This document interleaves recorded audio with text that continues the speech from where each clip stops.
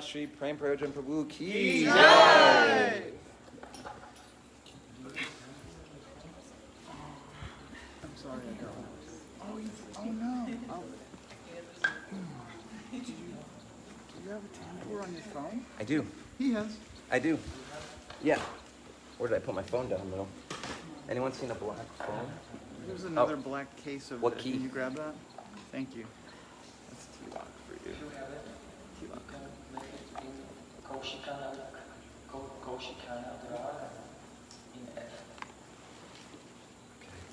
I only have basic tambur. I don't have with the rag. So it's just with sanpa. Okay. This is cow dung. I'm gonna move it. Because to remove any bugs in here. No, I'm gonna move it. Farm activities. Or You can play it to here. You want it on there? yes.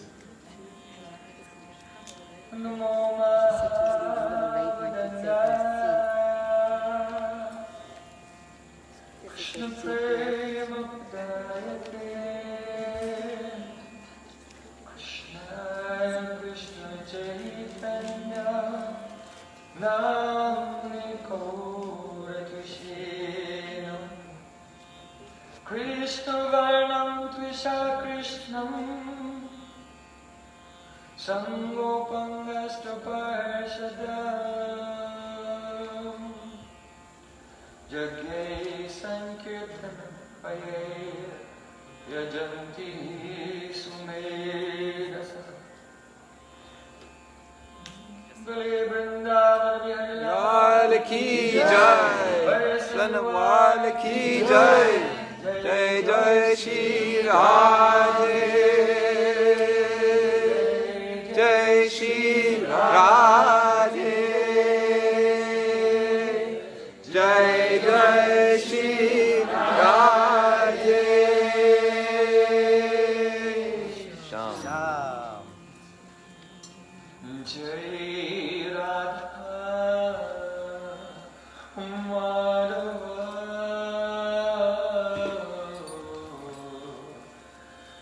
Jai Kunja Bihari Jai Radha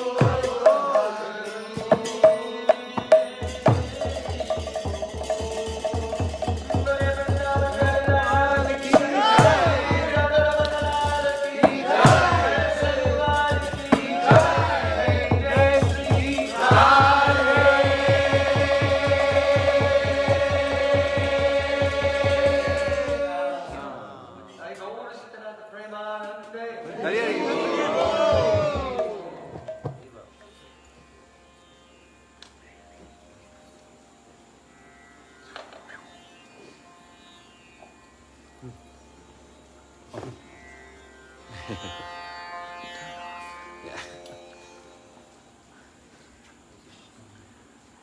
Welcome.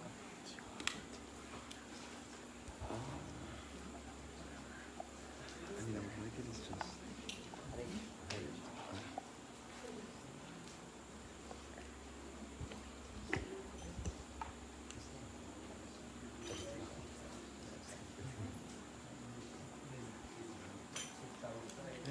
Hare Krishna. Hare Krishna. My dearest Jai Jai Prabhu, I pranam to you. Hare Krishna. You know, we were brahmacharis together many years ago, serving the lotus feet of my Gurudev. So this is very important in our spiritual life. Never quarrel, never argue, never criticize at all.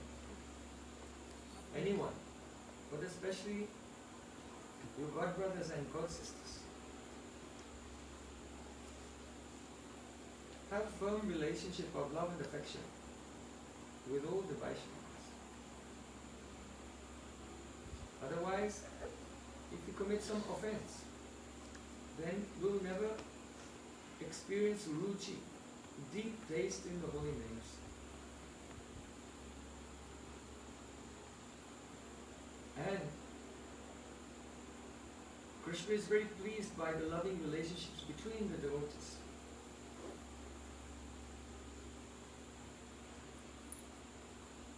Parasparano kathanam bhavanyam bhagavat yasha mito rati mito tushti nibrita mita atmana svaryantascha mito bhogam haram harim bhaktya sanjatya bhaktya vibra utpulakam tanu. Krishna himself said, my devotees, they always come together and have harikatha. Parasparano katha. One is speaking, others are listening. And then another one will speak and the others will listen. Paraspara, mutual. Bhavanam bhagavat kasha. And that katara is my glories, Krishna said, which is purifying. Mito rati, mito tushti, nibrita mita atmana. We become attached to things of this world because our heart is not fulfilled. We feel emptiness and we try to fulfill it from external things because we are not satisfied. But Sri Krishna said, mito rati, mito tushti. When Vaishnavas have love for each other, then the heart becomes completely satisfied. Mito rati, it's between each other. There's so much affection. And because of this, their heart becomes satisfied. Nibrita mitatma, then they can give up everything. All attachments. All bad habit, everything. So how important it is to have love and affection with all the devotees. Even there may be Kanishta and Madhyam, but especially Uttam. But all. Krishneti yasagirtam manasadre, Rupa Goswami said, if anyone is chanting the holy name, they're not even initiated, but they chant the name of Krishna, then you should honor them from the core of your heart. So Krishna says, Svaryantas Svaryantascha mitogogam haram harim. Those devotees who have love for each other, and because of that they are satisfied, and because of that they can give up all attachments. They remind each other all the time of me. And Krishna said, I am personally so pleased when I see the loving relationships between the Vaishnavas, that whatever obstacles are in their path, I personally remove those obstacles. Then bhaktya sanjatya bhaktya means that if in that sangha, one of the devotees has come to the level of bhav, and then all the others, by hearing their kirtan and katha, then bhakti, from the bhava bhakti of that Vaishnava, it will spread and go into the hearts of all the others. Vibradut palakamtanam, and their hairs will stand on end. That means that the the bar has been transferred to everyone in the Sangha. This is the process. So, when I see my very dear godbrothers for many years, who have served Gurudev life and soul for a long time, they only see my heart is melting when I remember Gurudev.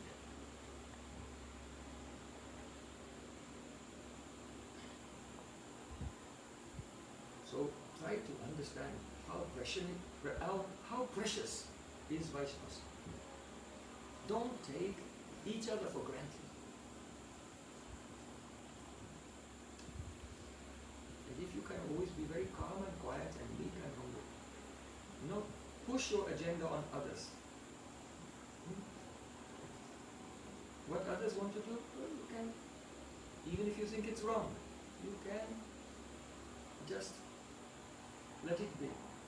And if it's wrong, they'll learn and then they'll agree with you afterwards and follow your idea. So be very gentle and submissive with things. Then, after some years, you can realize what Krishna is saying about the power of Vaishnava association. That it doesn't only seeing you inspire us. Will you please criticize me some? I will. Make it too easy on me. Anyway, speaking of those days with our Gurudev, we always used to, on the first night, introduce him, right? And I've been thinking that we should be doing this with so, okay. I'll try to speak up. So I wanted to begin this tradition here anyway. So I needed to prepare, and it took me a couple of days. So this is why we're doing this tonight instead of this afternoon instead of a couple of nights ago. Anyway, I'm going to start, even though I shouldn't be starting. It should be some senior devotees like Ron wants to do starting. So maybe you can say something. Anyway, we have said a couple of things that I was going to think about so I don't get lost in my skits here. But it's my honor to introduce Sri Prangvayojan Guru. How many of you know already? Oops, that was a good question. None of us know them. None of us know anyone. It's impossible to know anyone because we're all constantly changing. If you were to know anyone entirely right now, then the next second you don't. Because they've changed and you don't know them. But some of us change very little. But, the Vaishnava is fully immersed in a very fast moving river of bhakti, 24 hours a day, even when he's resting. Have you ever seen the cartoon where I think maybe it was a bunny sleeping on a mattress and the river came and picked up the mattress and floated him away down the river and he woke up someplace completely different. So even when the Vaishnavas are resting, they're flowing on the river of bhakti. A Vaishnava may make more progress overnight than we make in a year.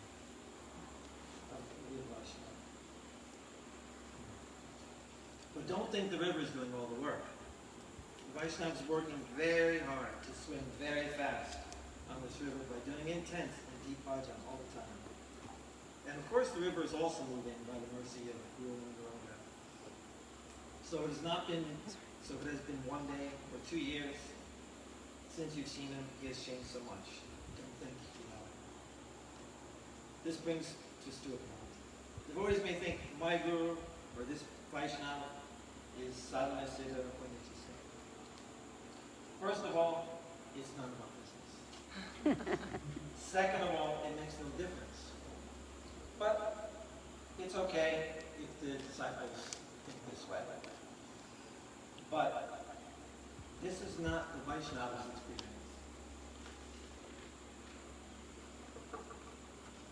The Nityasiddha Vaishnava doesn't experience being Nityasiddha. They experience having to work hard and beg hard to become pure Vaishnava, just like we all have to. They all experience the real challenges and embrace the heroic, colossal struggle to attain praying and so on. So don't minimize the Guru or any Vaishnava by thinking, oh, he just ascended and effortlessly attained this current state of bhakti. Or think now he has made it and he's resting on his laurels. Gurudev continues to eagerly swim in this river, learning more and more every day, diving deeper and deeper in his bhajan, and traveling and helping all of us. So, what does Prem Prayoja mean? Why did my Gurudev, Srila Bhaktivinode, give him this name? Prayojan is the goal of life. So Prem Prayojan says that praying is the goal of life. I think you all know what praying is, but in case you don't, one simple explanation is fine enough.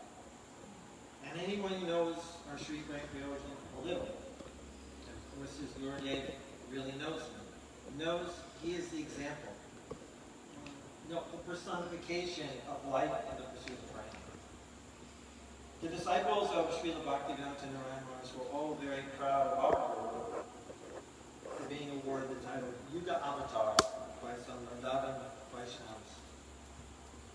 And he would certainly be proud of his protege, and best of all disciples, Sri Prem Prayojan, for his accolades, just as we are as well. The external achievements are just the tip of the iceberg. The real achievements of Vaishnavas, most of the iceberg is not so easy to see. For one thing, to be here with us tonight, Guru was invited to speak by the G20 in Turin at an interfaith conference. But he wanted to be here with us on Janmashtami in Miami. On Radhastami, sorry, and here today. So he passed that up. Oh. But he is the World Vaishnava Association International Advisor. In other words, the Vaishnavas in this association, which are many senior Vaishnavas from all over the world, have chosen him as an advisor, or their advisor on matters of Siddhanta, because we all know he knows the Siddhanta inside and out. He's received an Ambassador for Peace Award from Secretary of Universal Peace Federation, United Nations. And this was in the British House of Lords in London in 2019. He was presented with the Mahatma Gandhi Award and the title Mahatma, which is why he sometimes said Mahatma Sri Prem Prayojan Guru.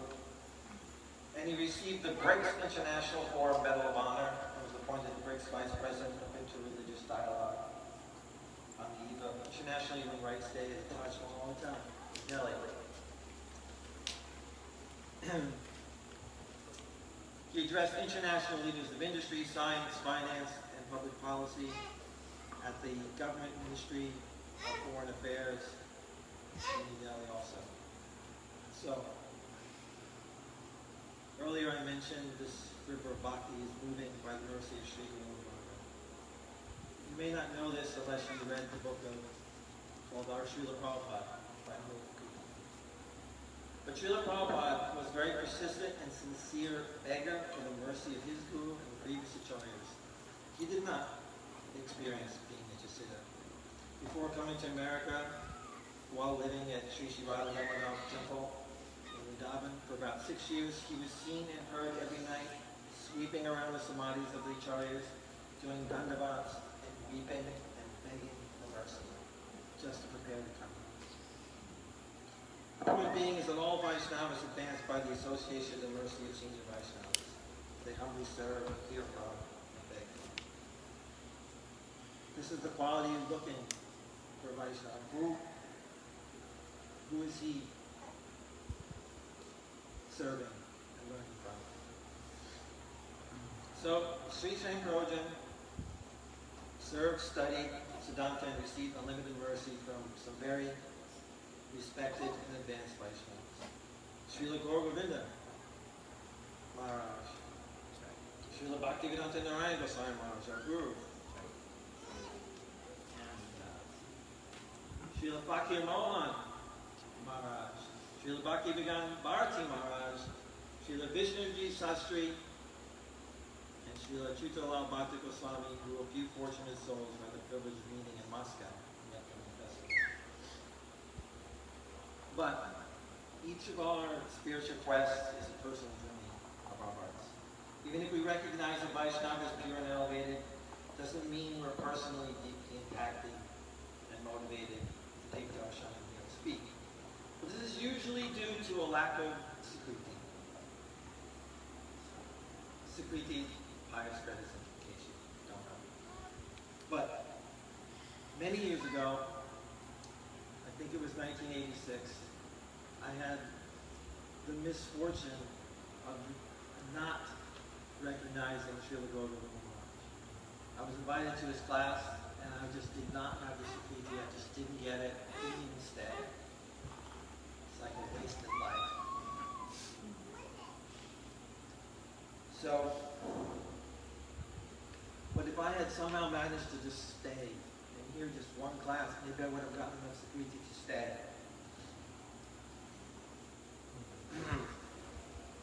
So I regretted that for the last few years.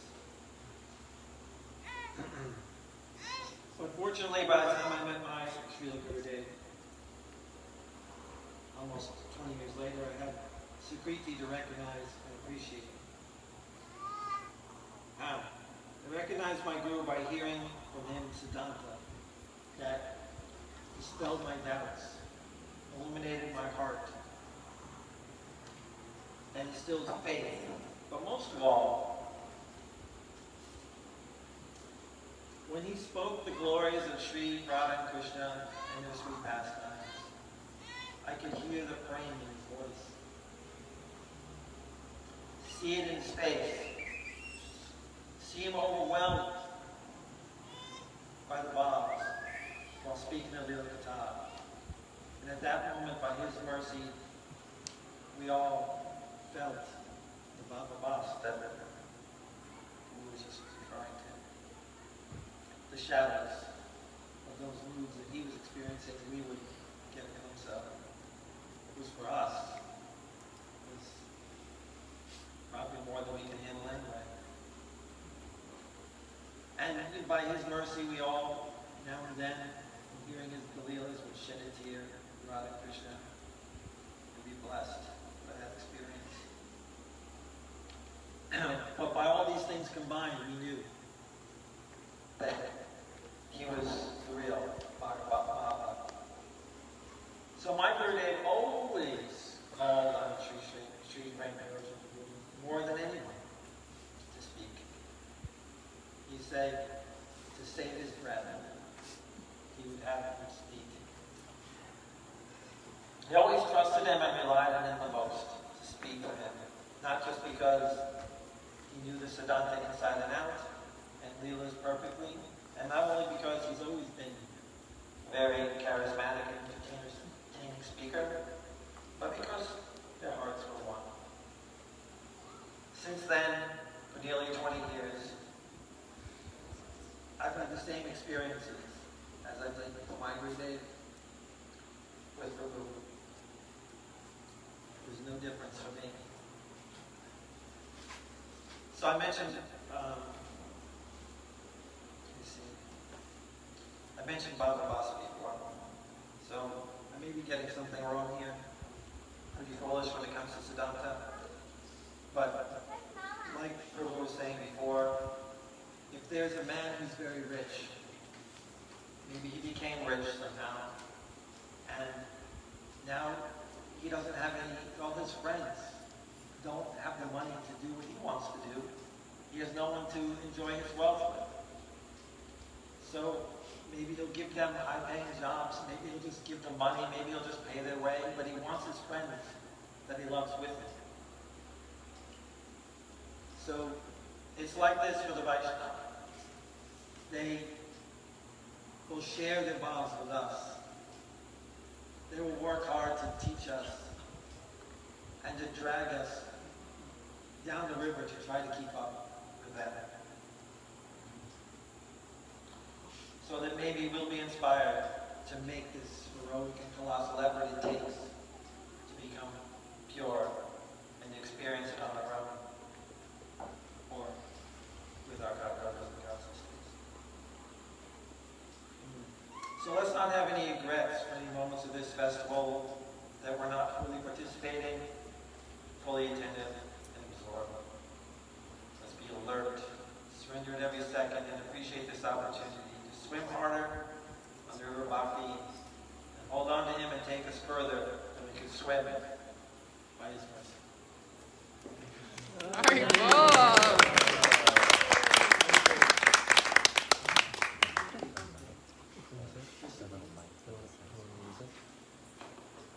Like the little lapel clip. The one that you have. I mean, yeah, no problem. The speakers are right there. Namo Vishnu Train with Padaya the Krishna speakers too. Revelation Bhaktivinode Okay, Small well, Name yeah. Stands Let's get it. Gaur Bhakti Charity here says that Shri Bhakti Charity. I mean, I'll be brief because we all learned here from Shri Bhakti. But as we go through life, there are moments when everything changes. And we know those. And there are many. But there are some that are really, really important for me. They include somebody knocking on my door at the college I was at, and had a bug to do as it is, and I was fortunate enough to buy it. And I was fortunate enough to live near a temple in Oregon, and fortunate enough to join the Radha bus party, and quickly, very, very fortunate to Srila Prabhupada get my picture from him. And that changed the whole trajectory of my life, because the pure devotee was so merciful to give me his mercy. And I have to say the same thing is true in my meeting with Sri Prabhupada, because my trajectory in life, by Prabhupada's mercy, had gone from sliding into a really bad place to the path of God. But in the time when we live, as we grow older, sometimes we may become a little stale, or I don't want to use the word bored, but we lose our inspiration. And at a certain time in my life, I was so fortunate to actually hear the guitar of Persian Prabhu, who I've always felt so strongly in my heart is a direct has a direct connection to Srila Narayan Maharaj's guitar. And I was not so fortunate to have the sukriti to directly meet Srila Narayan Maharaj. But I wasn't ready. But as I became more seasoned in time, by the grace of the Parampara, I was able to meet Sri Prabhupada. And that was a life-changing event, because it took me from the path of Vaidhi Bhakti, the rules and regulations, and opened up my heart to Raga Bhakti, to Ragamana Bhakti. You know, we, over the years, so many times we would talk about Srila Prabhupada, and Srila Bhaktivinode Thakur, and Srila Bhaktisiddhanta Saraswati Thakur, and we would talk about their exploits and things they were doing in this world. And it was the things they were doing in this world to preach. But when I heard from Prem Prabhu, I started understanding things they're doing in another world, in the world with Radha and Krishna. And so that I could see deeply how my Gurudev he's descended directly from the groves of Vrindavan where he's serving Sri Sri Radha Krishna. And by that, I'm eternally grateful for that opening my eyes. This is the power of kata coming from a devotee in the line of disciplic succession who is completely serving his Gurudev. And I simply want to say that it's so important for all of us to renew our Krishna consciousness. And we can renew it in association of devotees who are giving pure kata about the Supreme Personality of Godhead, about Radha and Krishna Contra. And I'd just like to say, thank you very much. It's changed my life. And that's really important. For me, and maybe for someone else I meet, who I could give Krishna consciousness to. So, Jai Srila Gurudev. Jai.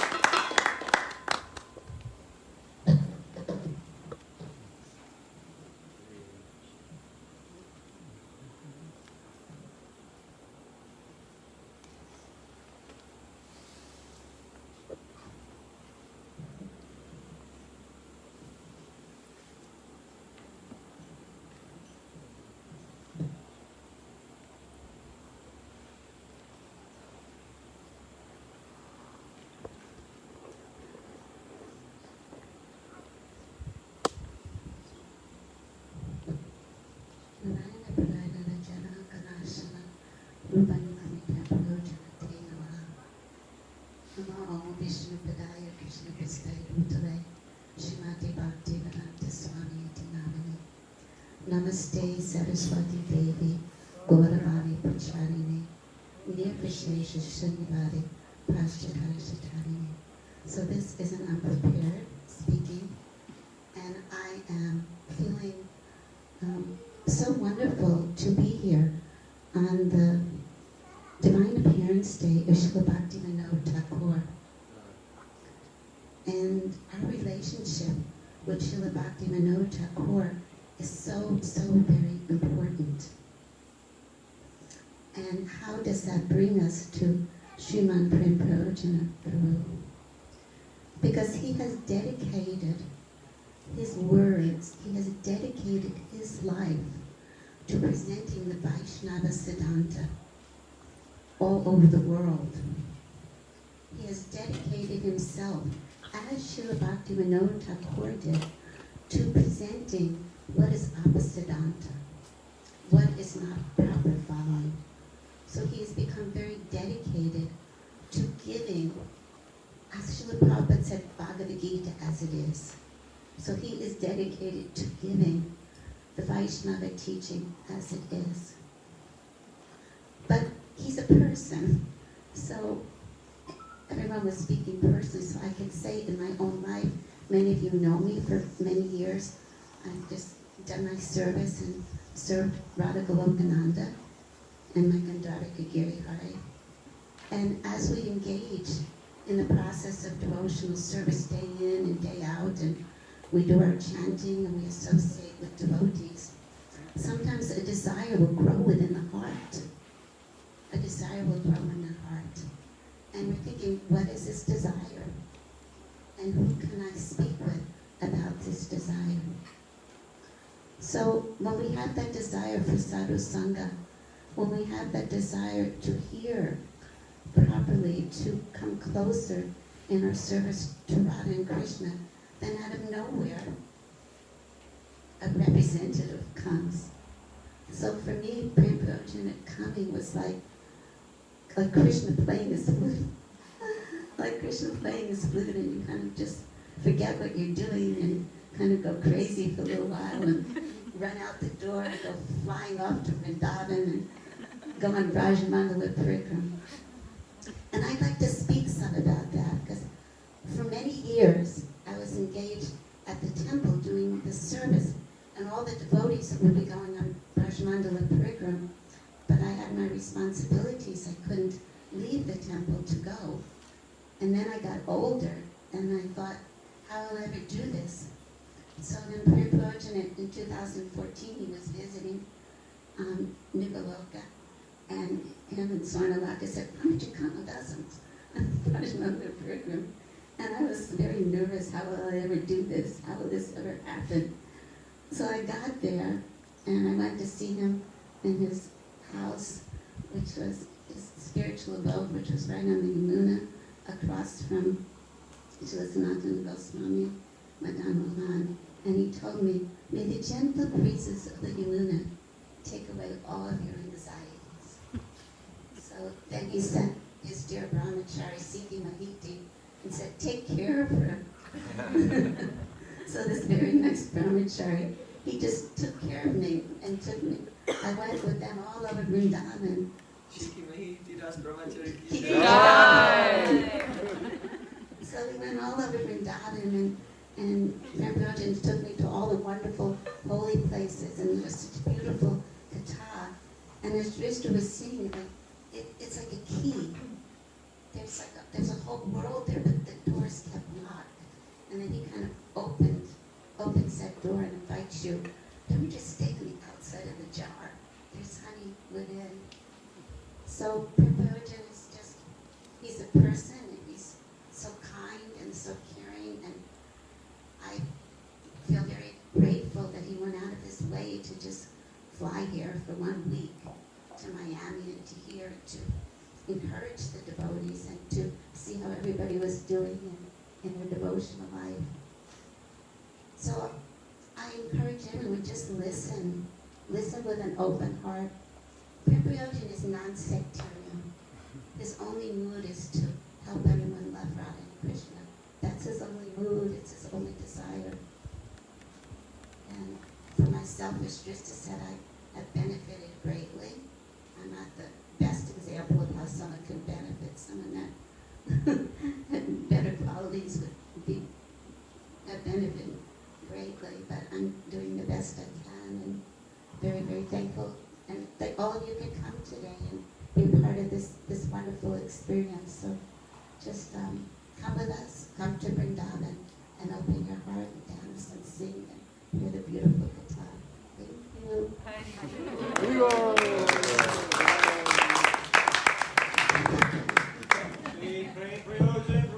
Jai!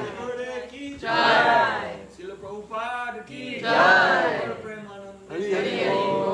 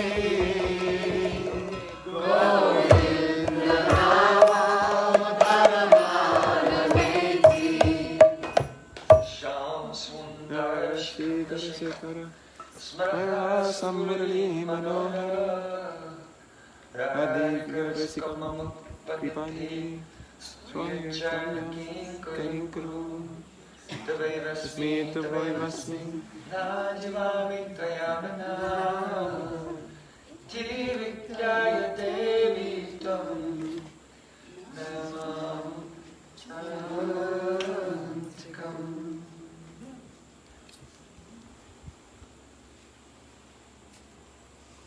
First of all, I offer my sustained Dandavat Puspanjali, my heart like flowers thousands and thousands of times, at the lotus feet of my holy master, my supremely worshipable spiritual Gurudev, Asmati Paramaradhatama, Guru Pada Padma, Nitya Leela Pravishta Om Vishnupad, Ashtotara Satasvi, Rupanugacharya Varya, Srila Bhaktivinode Narayan Goswami.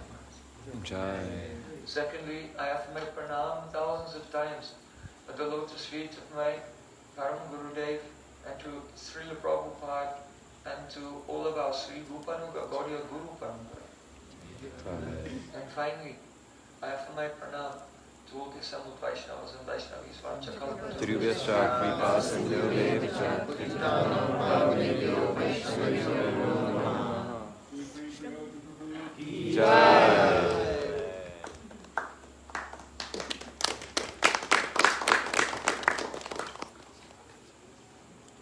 Today, we are so blessed, so fortunate to observe the divine appearance day of Saptam Goswami Sachidananda Srila Bhaktivinode Thakur.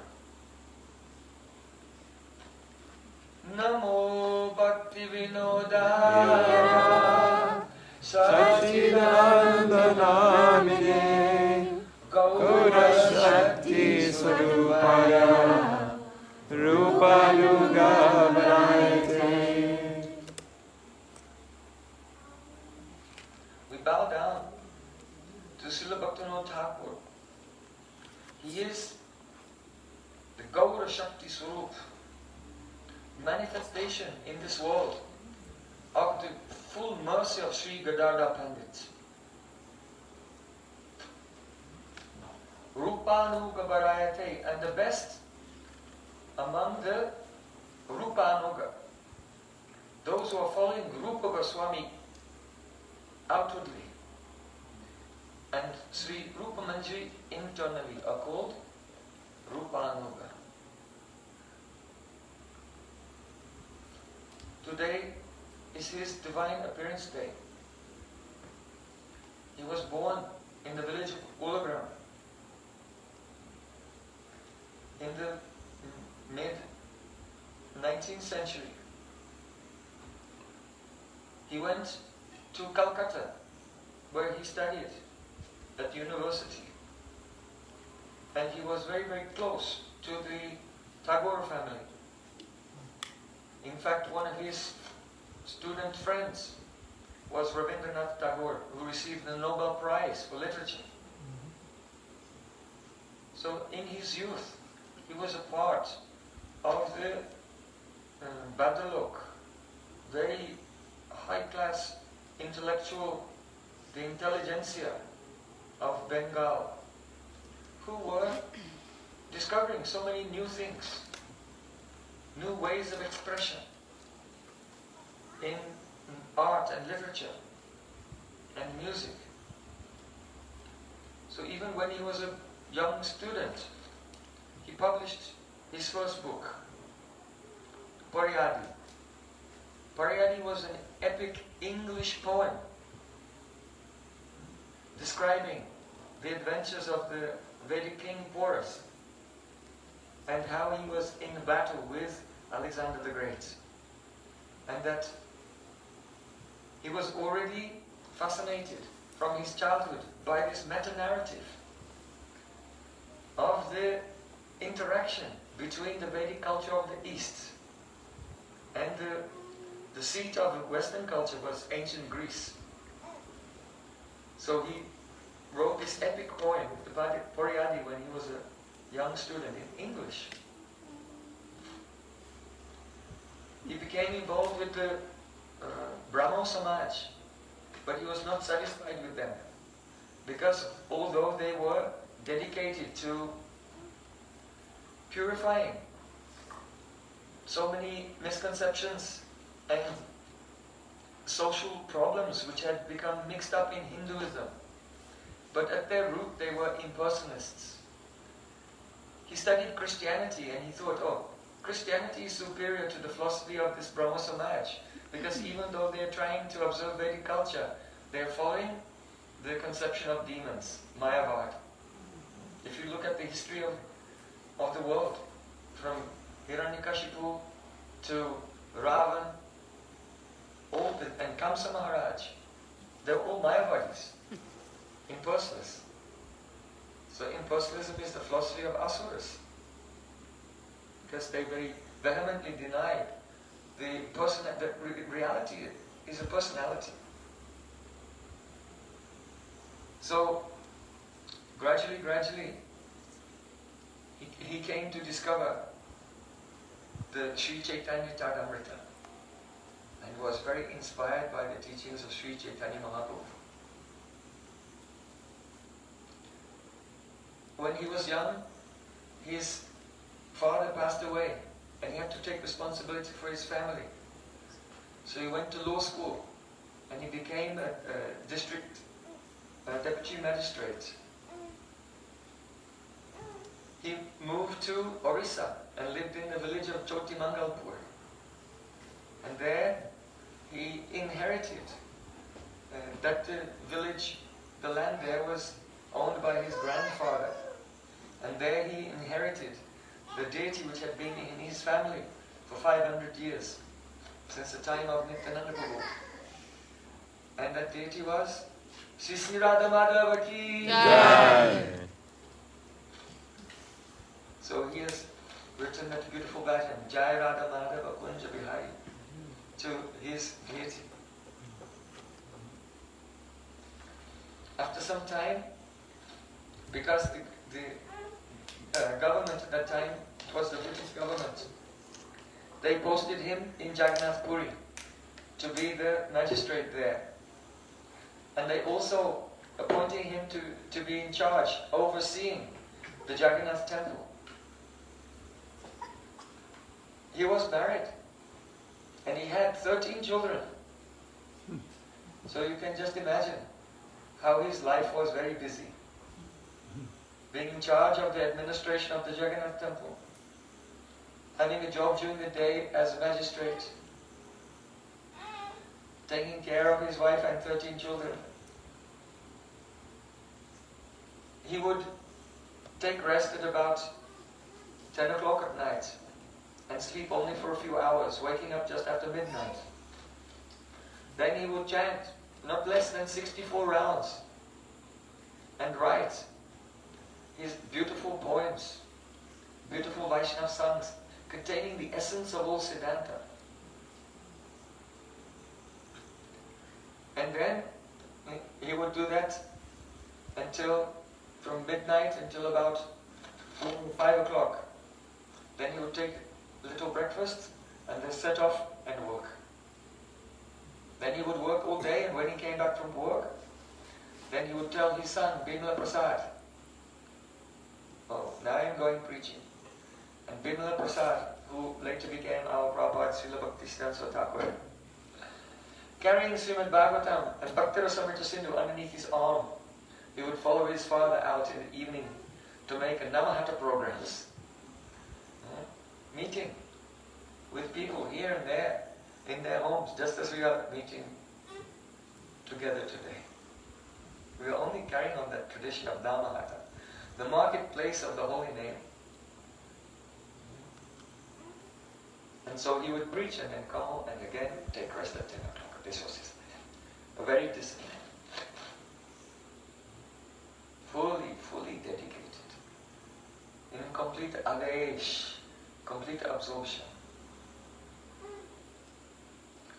He met his Gurudev, Sri Bhaktivinode Goswami, when he was, Srila Bhaktivinode Thakur was actually 42 years old. That time his Gurudev was only 30 years old.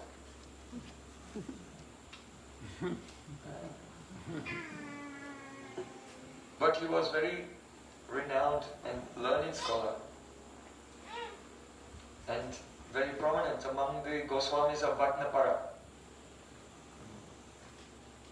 on the other side of the Ganges from Navadvip, from the Mayapur, nearby. So he received initiation and he began to write, appreciating his writings. All the Goswami community of Bhatnapara bestowed upon him the title Bhaktivinode, because his name was Kedarnath Datta. But appreciating his beautiful contribution to literature, all the Goswami community of Bhatnapara, they awarded him with the title Srila Bhaktivinode Thakur. And also the title Saptam Goswami, seventh Goswami. Why was that? Because for hundreds of years, the birthplace of Chaitanya Mahaprabhu had been lost. But Srila Bhaktivinoda Thakur, he was wandering all over Navadvip, chanting the holy names, praying to Chaitanya Mahaprabhu. And Chaitanya Mahaprabhu in his heart revealed to him, where is Antadvip, Siddhmanta Dvip, Godrum Dvip, Manta Dvip, Kola Dvip, Ritu Dvip, Janu Dvip, Motadruma Dvip, Ruda Dvip, all the 9 islands, and what pastimes have taken place in each island, and the significance and the above of each island. Srila Bhaktivinoda Thakur's divine experience of performing parikrama, he has described in Navadvip Bhava Taranga.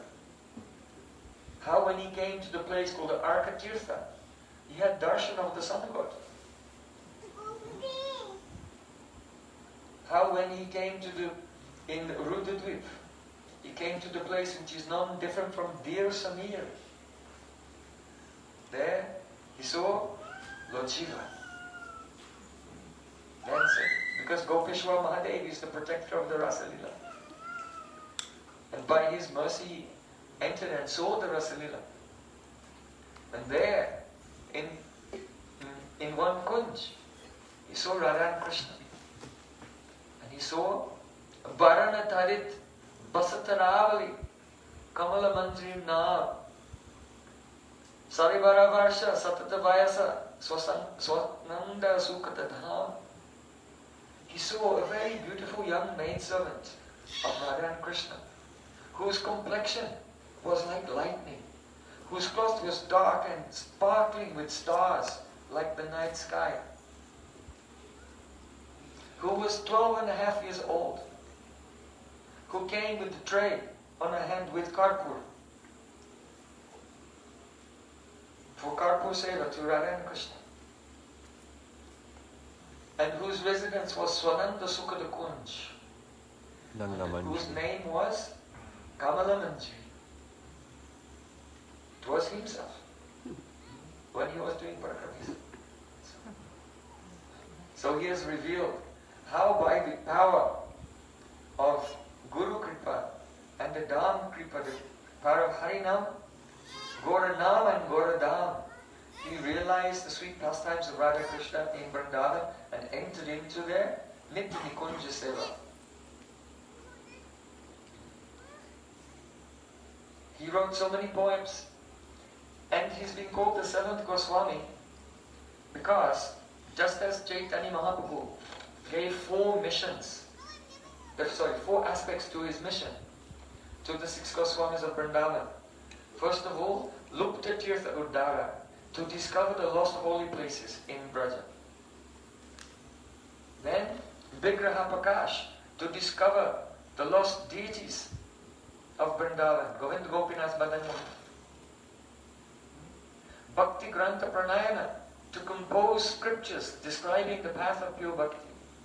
And Vaishnav Sadarcha Stapana, to establish what is the proper behavior for Vaishnavas in all different stages of life, whether they're brahmacharis, grihastha, vanaprastha, sannyas, or whatever position they have, social position they have.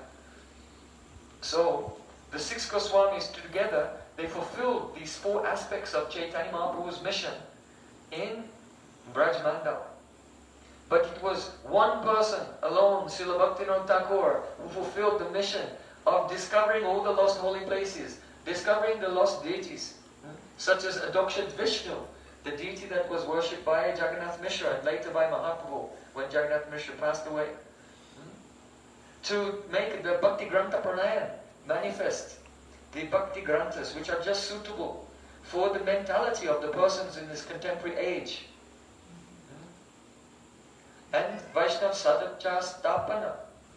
You can see in his Chaitanya Shikshamrita how he's explained exactly what are our responsibilities depending on our social position in ashram in the modern time. Even our responsibility in relation to people of other religions like Islam and Christianity. These details were not there in the Vedic literature. Srila Bhaktivinoda Thakur was the first one to address all of these things, which are very important to people today. Especially he wrote so much about Harinam, the power of the holy name, and how to overcome the 10 offenses. He has written this especially in Jaiva Dharma, Bhajan Rahasya, Sri Harinam Chintamani, and other works. He took the essence of all the important literature in our Sampradaya and rewrote it in a song version. For example, he has written songs, 1 or 2 songs even, about each verse of Shikshastakam, about each verse of Manashiksha, about each verse of Rupa Goswami's Namastakam, Raghunath Das Goswami's Manashiksha. In this way, he has translated the songs of the Goswamis and expanded upon them in very simple language that makes their deep barbs more accessible to everyone. He has given the essence of Bhakti Rasamrita Sindhu and Ujjwal Nilamani in his songs of Kalyana Kalpatru and Gitamala, and in Jaiva Dharma also. Jaiva Dharma is his main masterpiece.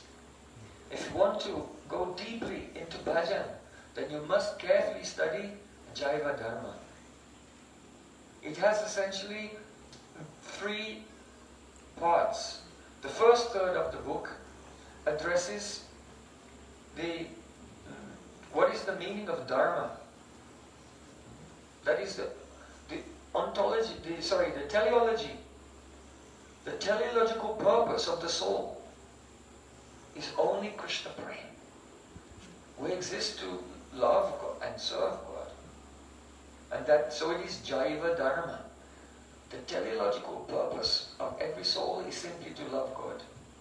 But sometimes the expression of that service becomes mixed with some material conceptions. And so the Dharma is no longer pure. It becomes mixed with karma, jnana, and yoga, and so on. And becomes mixed with the local customs. In this way, there is a proliferation of so many different faiths. But in truth, there is only one Dharma. Prem, Bhagavad Dharma, Shuddha Bhakti. So he established this in a very revolutionary way. Because previous acharyas, no one had written in the genre of the novel. The novel was a new literary genre to India. And he wrote in that genre.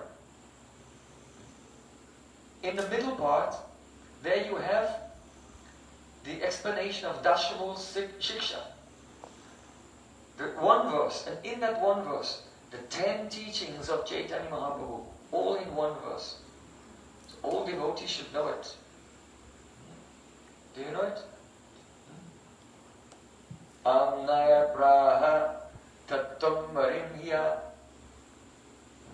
paramam sadavasaktim rasabdhim tadvinam sangscha jivam prakriti kavalitam tadvimuktangscha bhavad Veda Veda Prakasham Sakalim Api Harir Sadhanam Sudha Bhaktim Sadhyam Tat Pritim Medet Upadishati Janan Gaura Chandra Swayam Saha.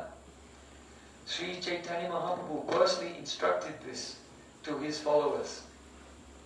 That there are two things, Praman and Prameya. Praman means valid evidence. And Prameya, the things which are proven by that valid evidence. So the Praman Tattva, the valid evidence, the only way in which we can receive perfect knowledge is called Amnaya. Amnaya means Guru Parampara Dwara Prapta Veda Vakya. The statements of the Vedas which are received in the Sri Guru Parampara, the succession of perfected saints, going back all the way to Brahma and to Krishna himself. This is the only way to receive perfect knowledge. So this is Praman. And then this is the first teaching. And then there are 9 Prameyas. 9 things which are proven by that Praman. First one, Paramatatva is not Brahman, the light of Brahman. Or Paramatma. But Paramatatva is Bhagavan Sri Krishna. Paramatma and Brahman are only partial realization of the truth.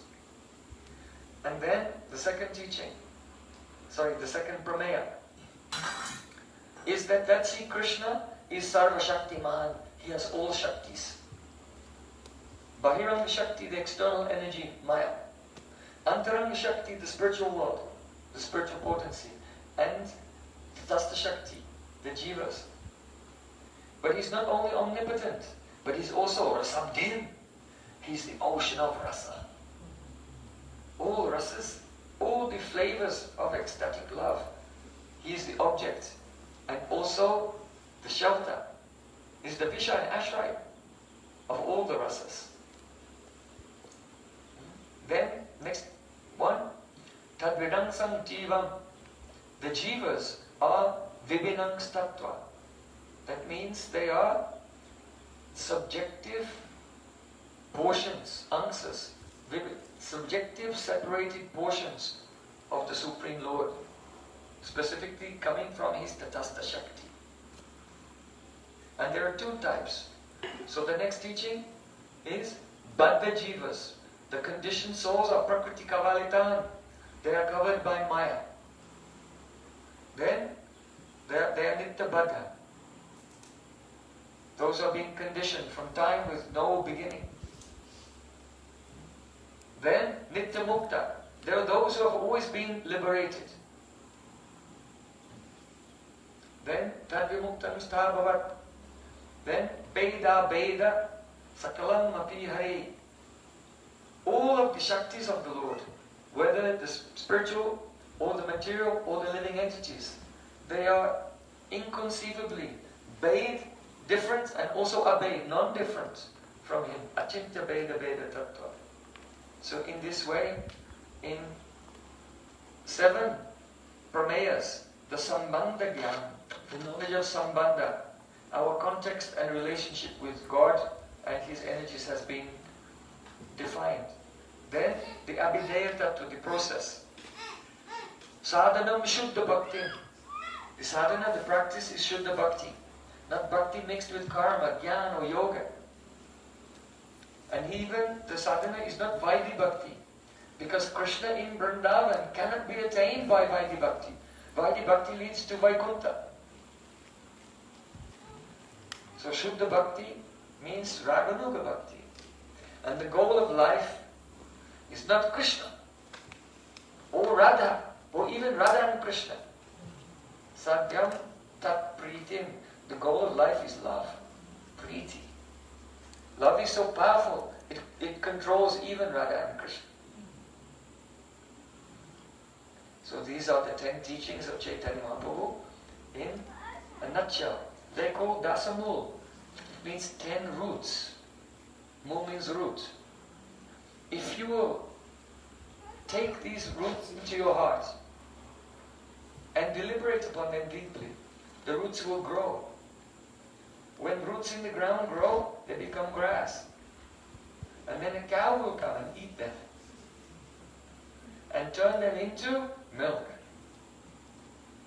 And then Amritanam Prabhu will milk the cow. And from that milk he'll make ghee. And then that ghee will be mixed with a deep, with a wick. And it will be put on a panch pradeep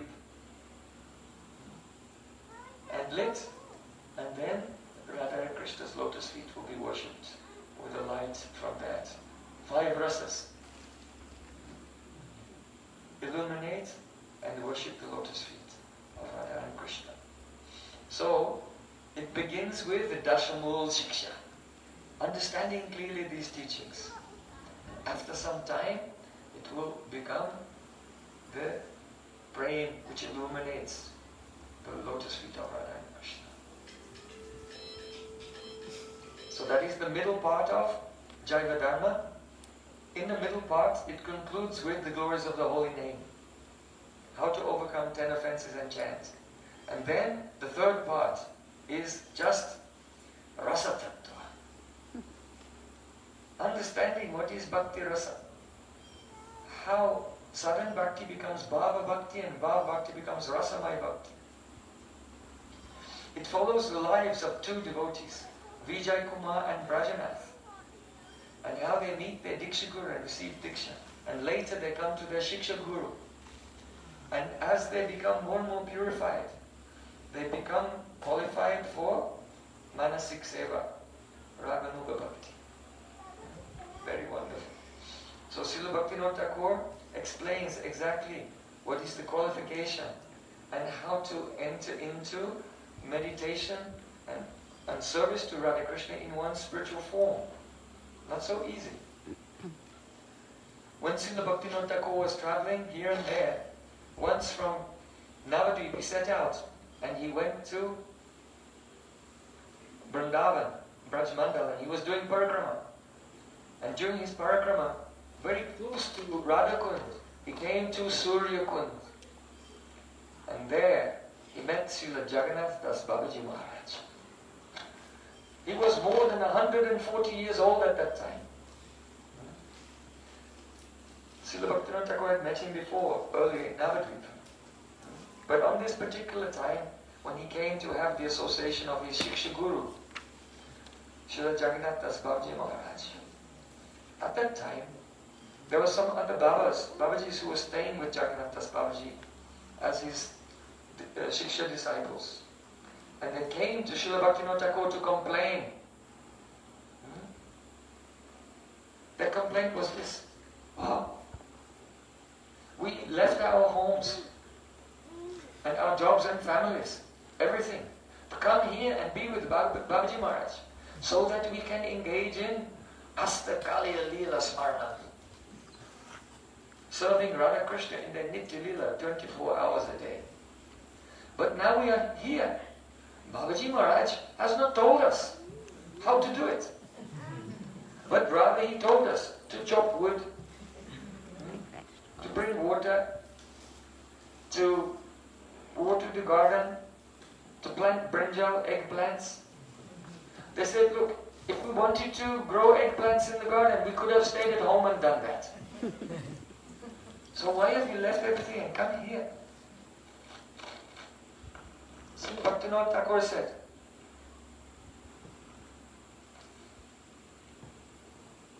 whatever Srila Jagannath Das Babaji Maharaj tells you to do, you should do that. Vaishnava Seva is transcendental. It may appear to be similar to something that you have done in your home. But when you are serving a Vaishnava, now you are coming under the shelter of Krishna's internal potency. Mahatmanastu mamparta daivim prakritimashvita. Though a Vaishnava appears to be in this world, they are not in this world. Though everyone in this world is under the stringent laws of karma, Vaishnava is under the control, under the shelter of Krishna's internal potency. So when you take shelter of the guidance of a pure Vaishnava, now you also become free from the influence of Maya, from all karma, and come under the control of the internal potency. So Vaishnava Seva is not an ordinary activity. And gradually by serving Vaishnavas, what will happen? Nashta Preshu, Abhadreshu, Nityam Bhagavata Sevaya, Bhagavati Uttamashloke, Bhaktir Bhavati Naistiki. Abhadreshu, that means inauspicious things. Specifically, it means Namaparad. Srila Bhaktivinoda Thakur said, you are not chanting purely. And without chanting, without overcoming Namaparad, you will never be able to enter into this smaran, continuous remembrance of Radha and Krishna. But by serving a Mahabhagavat Vaishnava every day and hearing Srimad Bhagavatam from them every day, your anarthas and Namaparads will be destroyed and gradually you will become qualified. Everyone knows what is the qualification for Raganuga Bhakti. The only qualification. Greed. Lobha. Greed. Krishna Bhakti. Krishna Bhakti Rasa Bhavitamati Kritam Yadi Kutopilabhate Tatsudoyam Apimulamakam Kotijani Sukritarna Alabhate. If you want your heart to be fully saturated with rasa, like a rasagola which has been soaked in the syrup for at least 48 hours, then if you take out that rasagola, anywhere you touch it, rasa comes out. If you squeeze, more rasa comes out. It's still, when you open it, there's still more rasa. So if you want your consciousness to feel like that, saturated with pure rasa, then there's a price. If it's available anywhere, you should purchase it without delay. But what is the price? Tatulolya Pimula Veka. Oh, greed. Koti Janma Sukritana Labhate. Even by, here it means, even by practicing Vaidhi Bhakti for millions of births, it's not available. So now you know what is the price to attain Raganuga Bhakti. Only lolya, greed. But the problem is, how do you get greed? Where does the greed come from? So there's a great confusion among Vaishnava community, and there's a lot of hysteria around the subject of Raganuga Bhakti. Because it's about greed, and greed means to be hysterical, right? No. Be very calm. What is greed? Srila Vishwacharya Thakur, in his Ragavatma Chandrika, he said greed begins from Gurupad Ashray, where we take shelter of a Braj-Rasik Vaishnava, one who is actually Rasik and realized. From the moment we take shelter of them, some greed starts to come. That greed means Bhagavad Leela, Bhagavad Madhurya, Leela Madhurya Lobamai Shraddha. The faith which is based upon a greed to relish the Madhurya, the sweetness of Krishna's pastimes. So Bhagavad Leela, Madhurya Lobamai Shraddha. So this is the beginning of greed. But this beginning is not enough to be able to take up the sadhana of Raganuga Bhakti. And that greed gradually grows. Srila Vishwacharya Thakur said, Abhista Vastu Sakshat, until you have in your heart the darshan of what it is you want to attain. And he quotes the verse of Srimad Bhagavatam, Yataya tatma parimrjate so madguna kata shavada vidane tata tata pasati vastu sukshmam chakshuryataya vanjana samprayoktam. See, Krishna described to Uddhav, Yataya tatma parimrjate so. The heart is like a mirror, and you have to clean it by hearing and chanting. And the more it becomes cleansed by hearing it, Matguna Katha Shravanat Vidane, hearing about my form and qualities and pastimes, then Tata Tata Pasati Vastu Shukshmam, the more you can begin to see me. Krishna said. Just like a person has an eye disease, so the Ayurvedic doctor, Chakshurya Taivanjana Sampraktam, the Ayurvedic doctor smears some ointment upon the patient's eyes. And before, when he looked at the book with small print, could not see and everything was blurred. But by the application of this ointment, then he looked, and even very small print he could see. He could see the subtle markings on the page. So Sri Krishna is saying this. As we go on hearing and chanting and remembering, the heart becomes cleansed, and then Krishna said, you can see my form, which is very subtle. Mat bhava anuttamam. Krishna in Bhagavad Gita said, my form is very, very subtle. So, greed does not mean, oh, I have become hysterical now. I am really, really interested and enthusiastic to do Raganuga Bhakti, therefore I am qualified. But greed is a real thing, based on internal experience. As the heart is cleansed and one begins to realize in the stage of Nishtha, see Krishna's form and qualities in Ruchi, his associates, and his sweetness. Then seeing this in the heart at the time of chanting, they want, oh, how the associates are serving. I want to be like them. Now you can take up the sadhana of Raganuga Bhakti.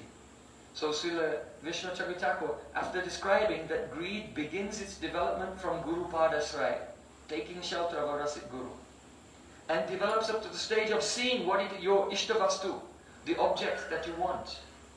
And then he said, Udbhute tadrishe lobhe. Once greed has developed up to that point, not the beginning point, it's completed the development up to that point of seeing one's Ishtavastu, what it is you want to attain. Now a person is very inquisitive. Now I have seen it, how do I attain it for myself? Now Raganuga Bhakti comes. Krishnam smaran janam chasya prastam nija sanihitam. Remember Krishna along with an associate. So in that stage, devotees can chant Harinam and in his heart see Krishna along with the associate, and they're focusing on that associate.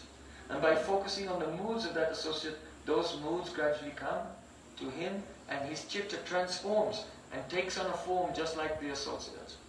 Then you can follow the next verse of instruction in Raganuga Bhakti. Rupa Goswami said, Seva sadhaka rupena siddha rupena chatrahi. Serve outwardly, following your acharyas, and serve inwardly, following the eternal associates of Braja. So this is the process. If the Siddha Deya is not a kalpana, an imagination, vikalpa, imagination, it will appear of its own accord due to absorption in remembering. That means seeing in a spurti in one's heart how the associates are serving. It will arise of its own accord. Just like a telkaka, a small worm trapped in a hole by a bee, is terrified.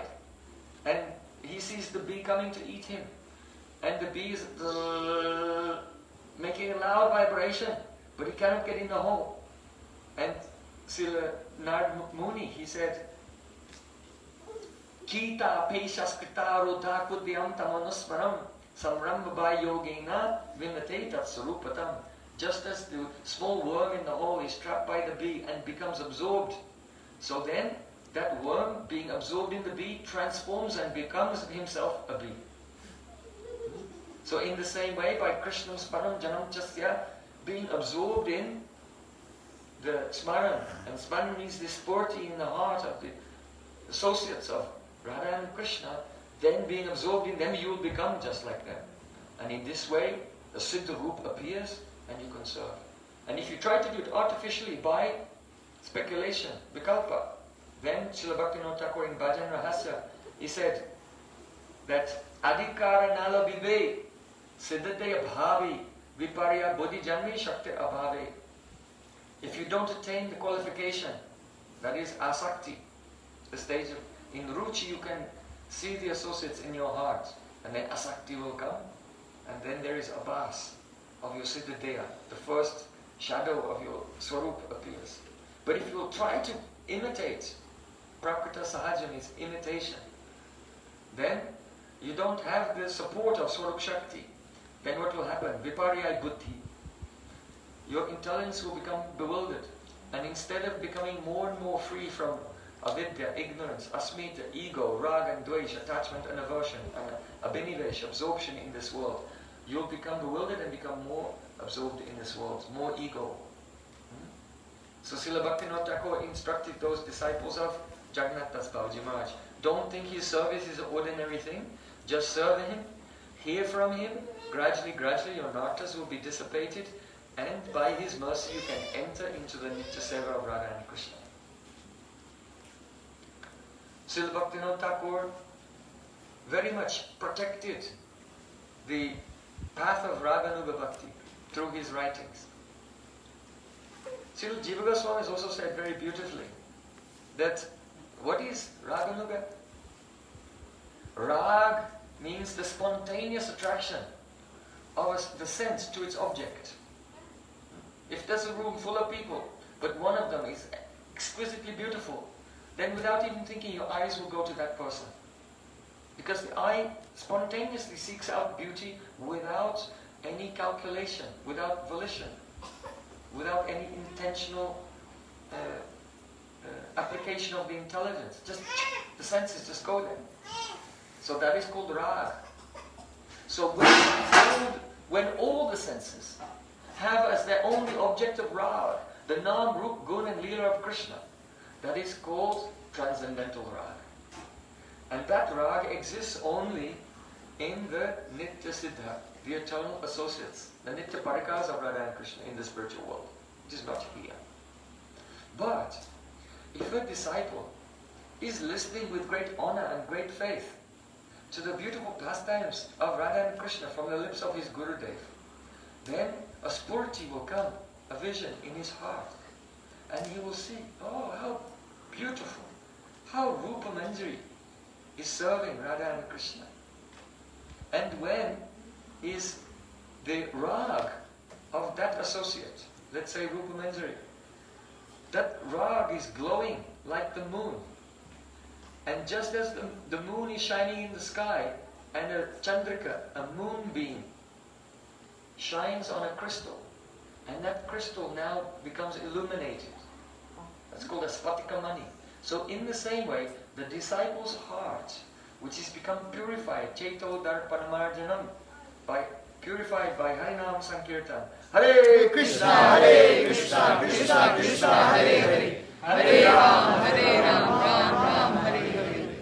So the disciple's heart, like a spatik mani, is like a crystal, and hearing the pastimes of the beautiful associates of Radha Krishna, their rag, like the moon, shines, and that ray of their rag illuminates the heart of that disciple.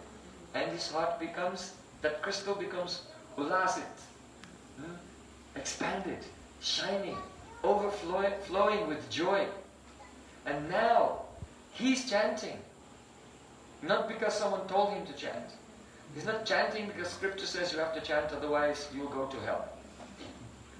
But he's chanting spontaneously, because he has some taste, ruchi in the rag, some taste in those feelings emanating from that associate. Then the hearing, chanting and remembering, which is initiated by, which is instigated by a taste in their feelings, that is called Raganuga Bhakti. So it's real. It's not imagination. It's not something hysterical. It's not just a fascination or an interest. But one has to experience this. We can, if we serve our Gurudev and follow his teachings, after some time, we can realize it directly. So Srila Bhaktivinoda Thakur was always protecting the path of bhakti. Before Srila Bhaktivinoda Thakur came to this world, there was a great necessity for his appearance. Because after Srila Narottam Srinivasan Shamananda, many apasampradayas are spread everywhere. Aul, Baul, Kartabhaja, Nera, Darad, Beshasai, Sahajya, Saki Bhakti, Smarta Jap Gosai, Atibadi, Chudadari, Goranga Nagari, Totako Hi Ei Tera Sangi Nahi Kare. 13 apasampradayas, Aul, Baul, Goranga Nagari. And they had spread everywhere. And it was very difficult to discover pure bhakti. Just as the Ganges came to heaven, but it did not came down to heaven, but it did not come to earth. So then Bhagirath Maharaj, he did austerities, and he brought the Ganges flowing down to this earth. So in the same way, the current of Shuddha Bhakti had been almost stopped completely at the time before Srila Bhaktivinoda Thakur. So Srila Bhaktivinoda Thakur is like the Bhagirath Maharaj, who brought the current of pure bhakti again flowing throughout the whole world, all the way to North Carolina even.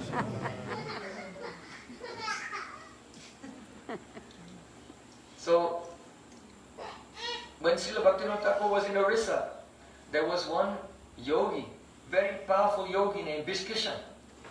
He was staying in the forest, and he had told everyone, I am Mahavishnu.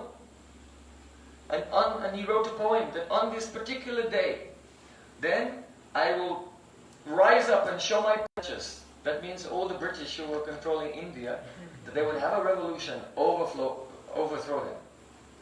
So Srila Bhaktivinoda Thakur was working in the government of the British then, and they sent him to try to investigate this case. So this yogi, Bishkishan, that's the way that his name was Visvaksena, but that's the way they say Bishkishan. So he had said, I am Supreme Lord, and so all very beautiful young girls from the local villages should come to me at night and we will have Rasa Lila. And he had violated, he had compromised the character of so many young girls in the villages in Orissa. And their husbands and parents, they were furious. And they had complained to the police. Srila Bhaktivinoda Thakur, he wanted to solve this problem. Srila Bhaktivinoda Thakur went there and told him, I want to be lenient and give you a chance. So, within 12 days, you should recant. You should disavow. You should say, I am not Mahavishnu, I am not Krishna, I cannot do Rasalila, I will not try to overthrow the government. Within 12 days. But if you don't, then I will have to arrest you and you will be prosecuted. That yogi said, I know you. By my mystic power I knew you are coming. You are Bhaktivinoda Thakur. But I am the Supreme Lord. No one can stop me. Srila Bhaktivinoda Thakur said, I have given you a chance. You have 12 days. So then he went away. After 12 days, Bishkishan, he did not disavow. So Srila Bhaktivinoda Thakur came with so many policemen. And they surrounded him. And he told the police, arrest this person. But when they came to arrest him, Bishkishan had very long, matted locks, jata.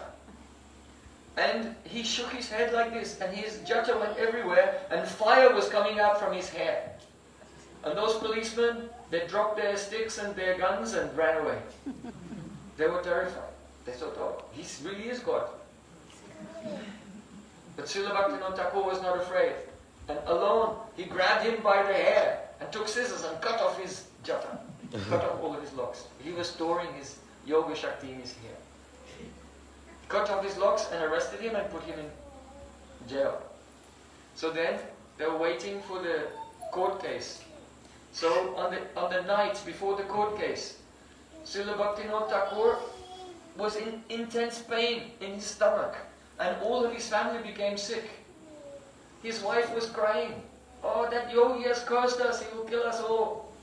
Srila Bhaktivinoda Thakur said, don't worry, just chant the holy names. Hare Krishna, Krishna Krishna, Hare Hare, Hare Rama, Rama, Hare Hare. If you chant the holy name, then no karma can touch you, no devatas can touch you, no yogis, no curse, no mantra, tantra, or voodoo, or anything can touch you if you take shelter of the holy name. So somehow he survived through that night, and the next day he went to the court case. So when they were in court, then the yogi was smiling, He said, "Oh, do you remember what I did to you last night? That was me. So if you don't let me free, I'll kill you." Srila Bhaktivinoda Thakur never listened to him, and he sentenced him to a lenient sentence, only a few years in jail. So then he was put in jail, and that yogi fasted completely. And after 21 days, Ram Nam Satyahe, he passed away. So in this way, Srila Bhaktivinoda Thakur very strictly protected Dharma. He was very active in society to protect Dharma.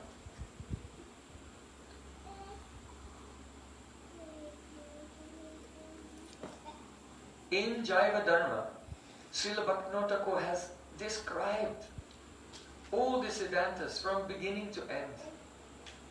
The basic tattvas, Nam Tattva and Rasa Tattva, and the bhajan, confidential bhajan, secrets of bhajan. But he's described them in a general way, in principle. But in his book, Bhajan Rahasya, he's actually revealed his own method of bhajan. The verses that he himself used to chant and meditate upon. In the middle of the night, he would be chanting the holy name, then he would stop and then sing a verse and then chant again and become lost in the realization of the nectar of those verses. So the very verses that Srila Bhaktivinoda Thakur meditated on as he was having his pastime of going through the stages, Nishta, Ruchi, Asakti, Bhav and Prem, he has given in Bhajan Rahasya. So I remember when my Gurudev was... Oh, does everyone have that book, Bhajan Rahasya? Do you have the edition of by my Gurudev?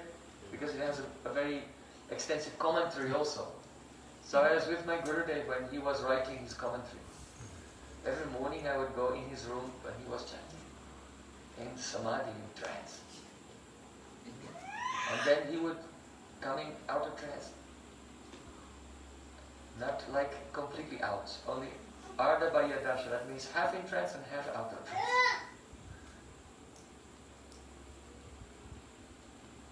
I brought one new devotee to him. He was already devoted from Buddhism. Who is he? Gurudev. His name is Mahabhav. Gurudev's eyes became big. Mahabhav.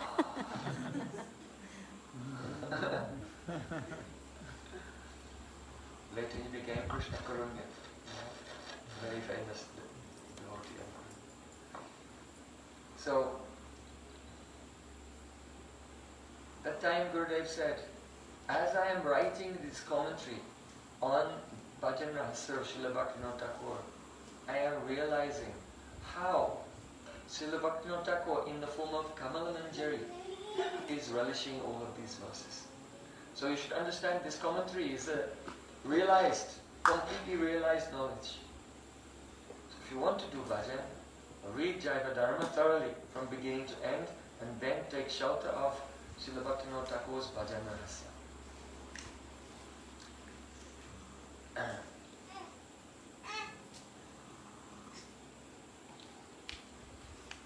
Srila Bhaktivinoda Thakur was very, very generous, very, very liberal.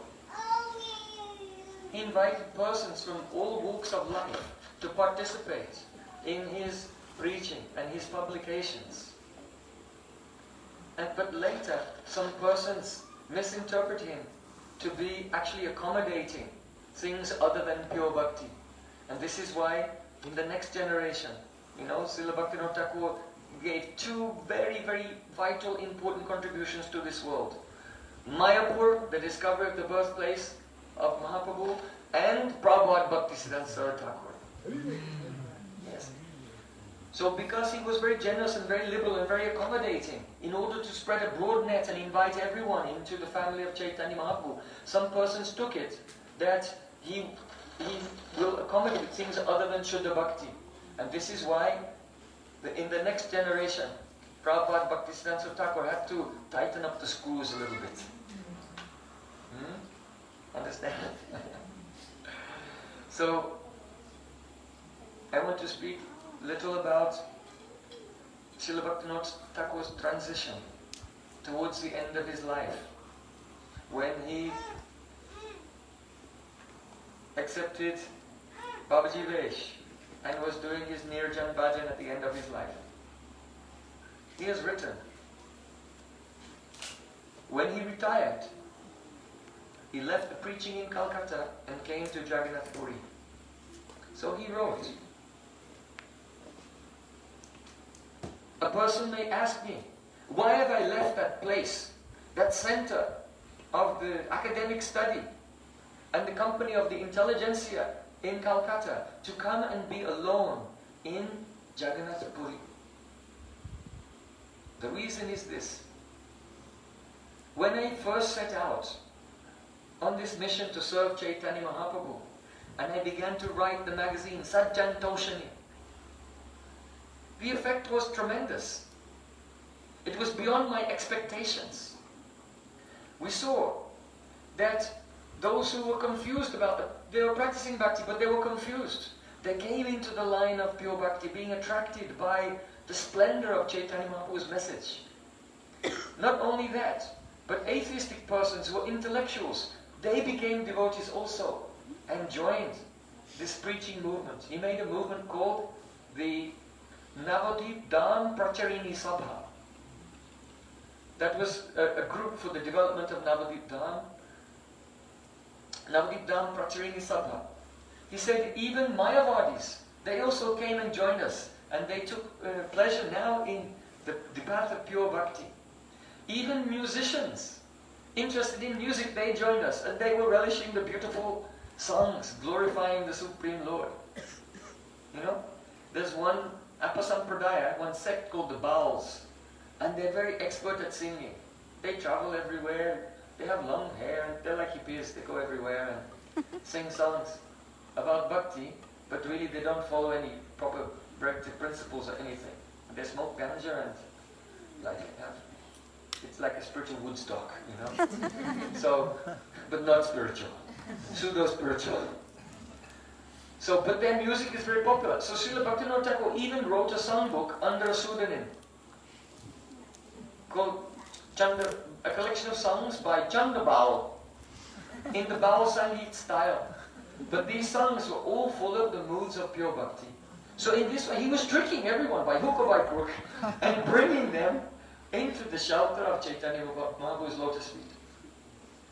So Srila Bhaktivinoda Thakur said, I could not believe my eyes. It was wonderful and beyond my expectations. But after some time, just when it was going so nicely, then all the Apasampradayas who had hidden themselves like glowworms hide themselves from the light of the sun, they began to crawl out again. And they began to infest the association. And all the Apasampradayas which I had driven back, they began to rise up again. And I was devastated. I thought, what can I do? I went to Navadip Dham and prayed to Chaitanya Mahaprabhu. But even there I could not find solace. So then I left Navadip and I came here to Jagannath Puri. And weeping I rolled around in the golden sand of the beach of Jagannath Puri. Alas, alas! This movement of Mahaprabhu, again it's becoming choked. And just then, I heard the words of Prabodhananda Saraswati Thakur in my heart. Kala Kali Balini Indriya Vairi Vaga Sri Bhakti Maga Hiyakanta Kakoti Rudha Aha Kwayami Vikala Kimaham Karomi Chaitanya Chandra Yadi Nadya Kripam Karosi.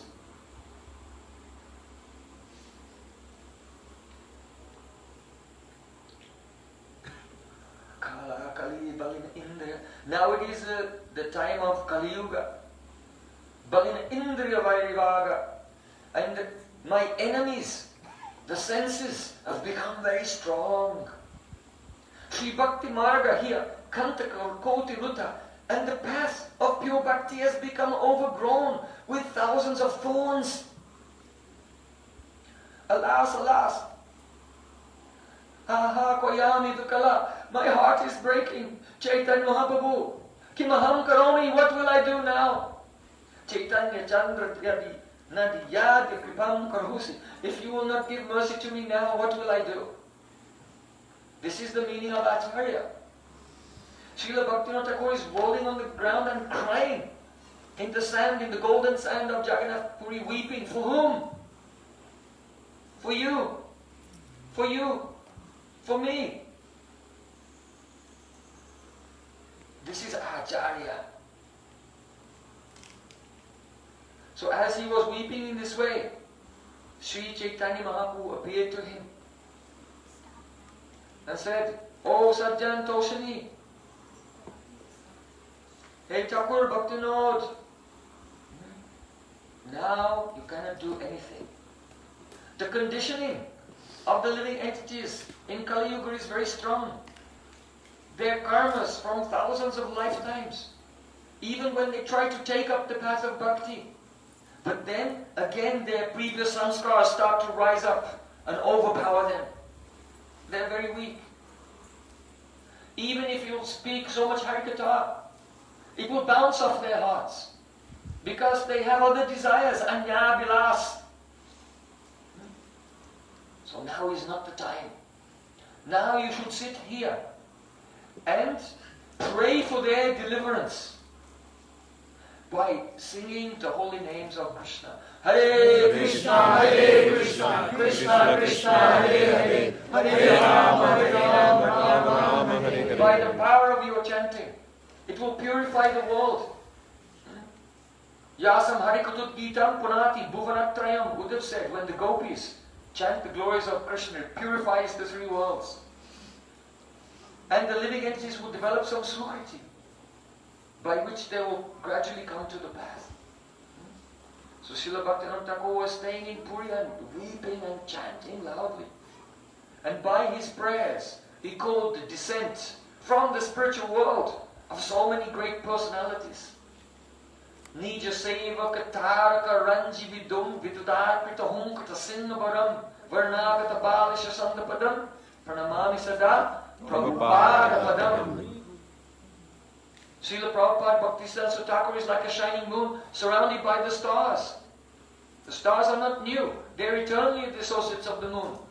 So by the weeping of Srila Bhaktivinoda Thakur, though Bhaktisiddhanta Thakur had already appeared in this world, but some other stars appeared around him, like Srila Bhakti Pragyan Keshav Goswami, Srila Bhakti Rakshak Sridhar Maharaj, Srila Bhakti Pramod Puri Maharaj, Srila Bhakti Madhav Maharaj, Srila Bhakti Vilas Tirtha Maharaj, Srila Bhaktivedanta Swami Prabhupada.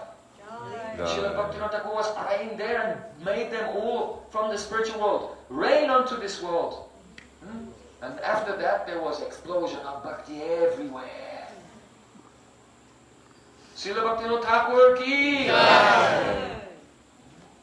In 1915, in the summer of 1915, just before Srila Bhaktivinoda Thakur left this world, he spoke very privately with our Jagat Guru Prabhupada Srila Bhaktisiddhanta Thakur. And we know this because there is one letter of Srila Bhaktisiddhanta Thakur. After Srila Bhaktivinoda Thakur had left the world, then his Navadip Dham Pracharini Sabha was going on. And Lalit Prasad, he was leading this. And his Srila Bhima Prasad, that's our Prabhupada, he was also there. But some disagreement came about.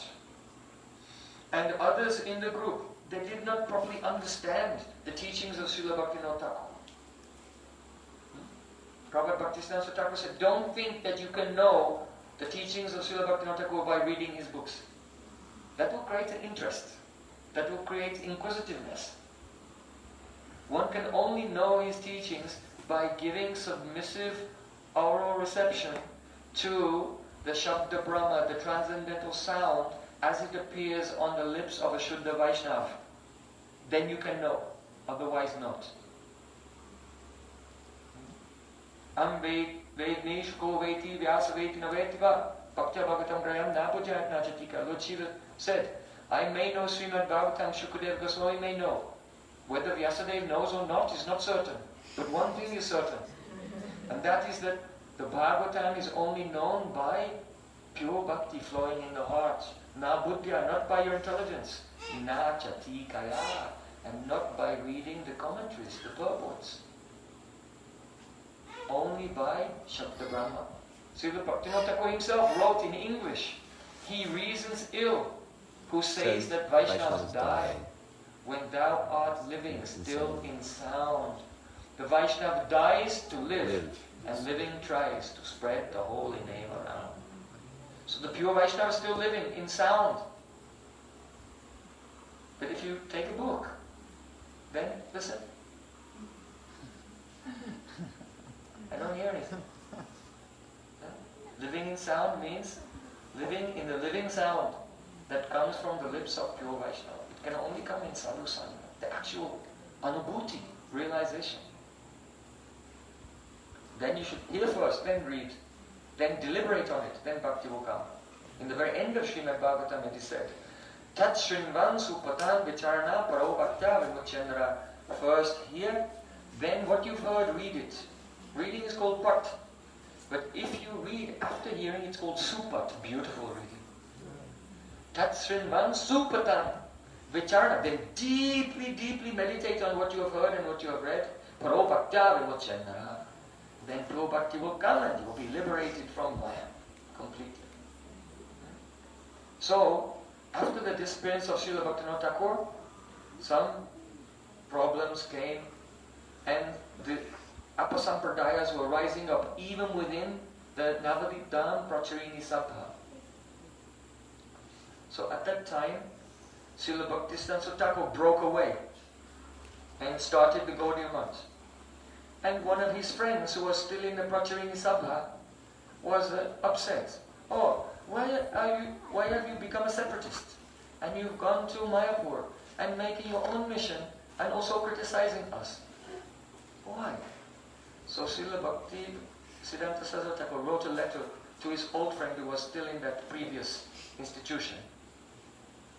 And he said, in the summer of 1915, just before the disappearance of Srila Bhaktivinoda Thakur, I was sitting with him and he said these words to me.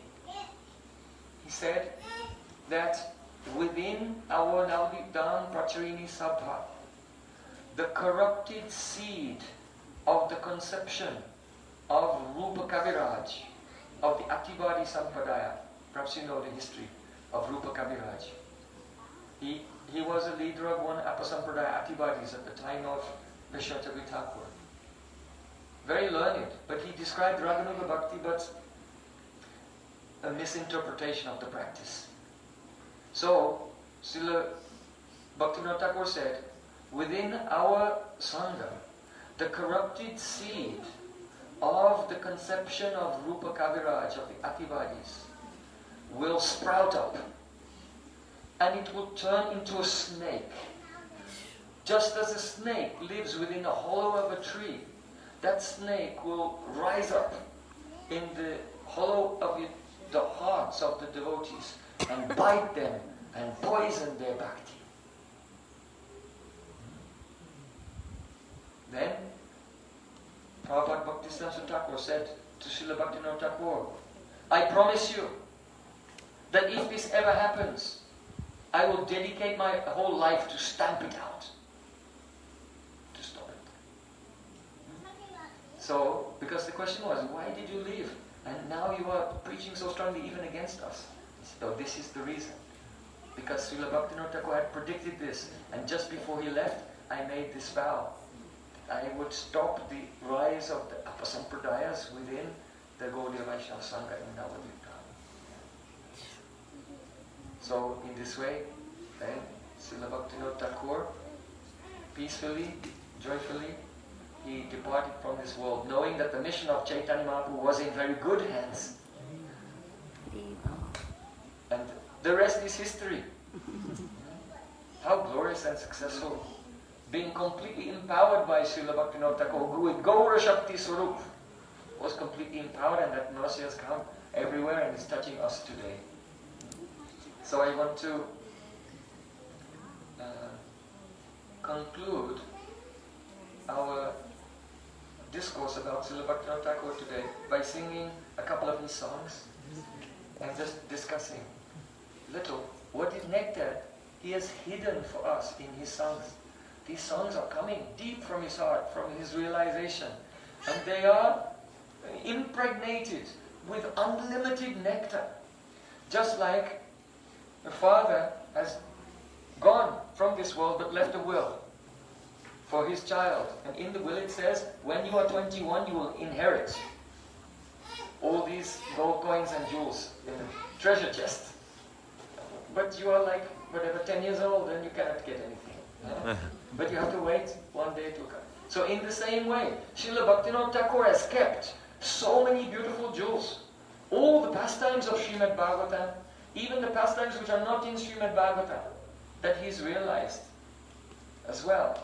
He's hidden them within his songs and kept them like jewels in his will for us.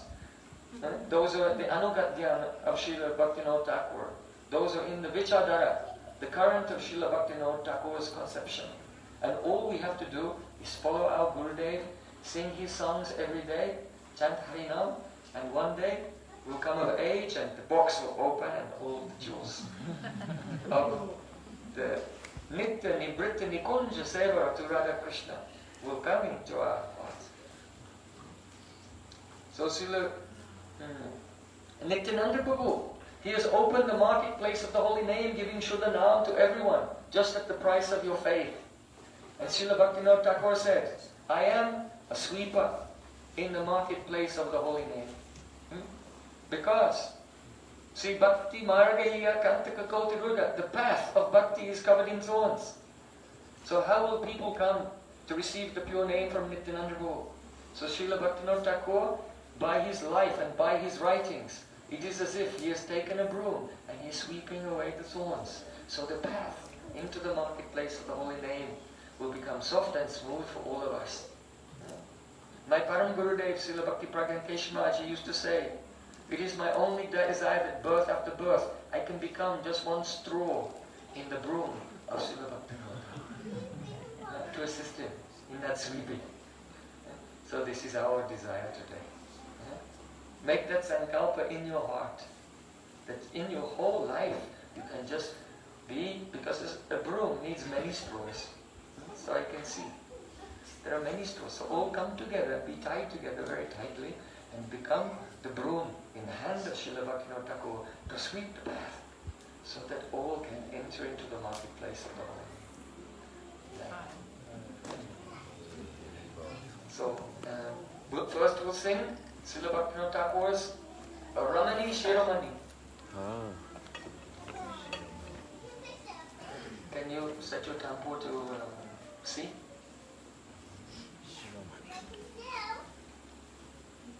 So if you have a songbook, you can announce the phrase Ramani Shiromani by Srila Bhaktivinoda Thakur.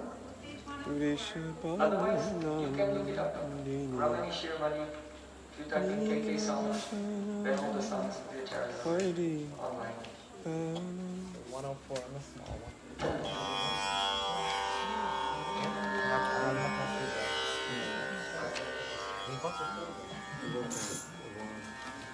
Little cartels. Someone got some that though. Little cartels. I don't know where they are. I have some big ones. Oh, you got them. Oh, yeah.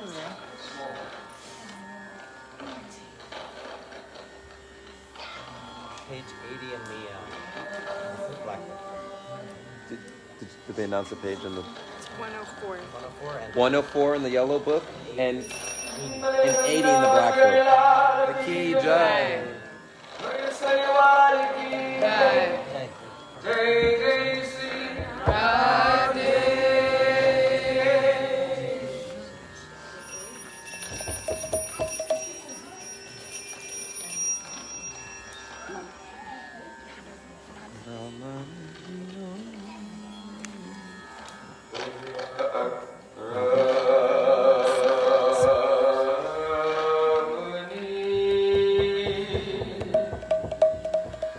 Shira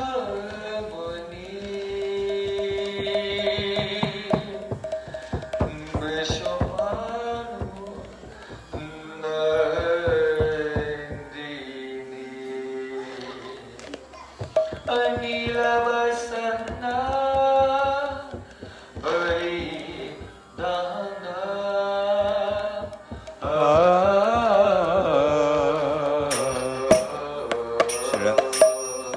Ramani Ramani Vrishabhanu Nandini Neelavasana Parida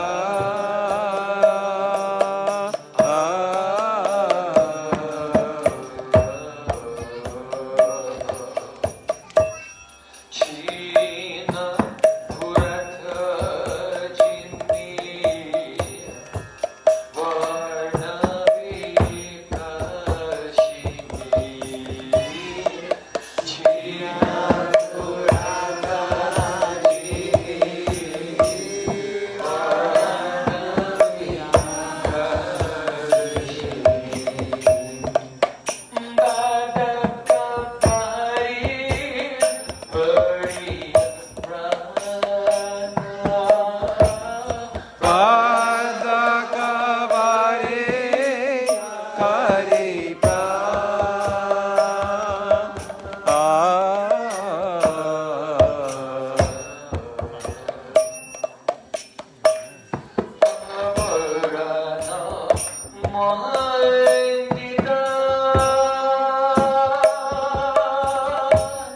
Hari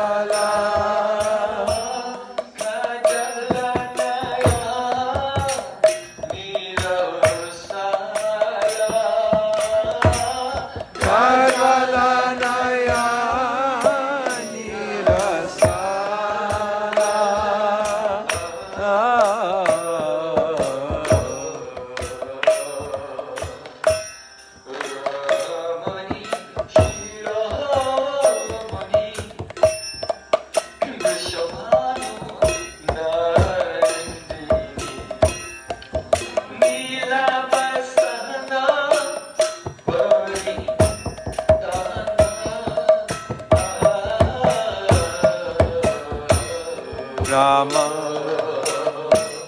Ramane Shirai Ramane Vrishabhanu Nandini Nilavasana Paridayana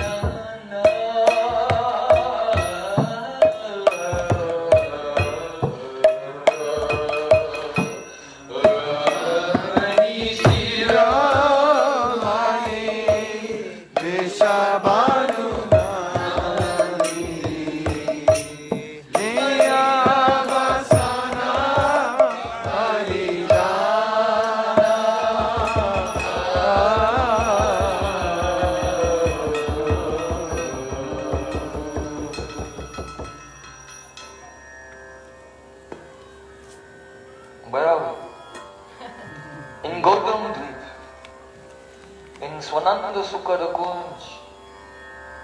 1 o'clock in the morning, Srila Bhaktivinode Thakur is singing and weeping in the middle of the night.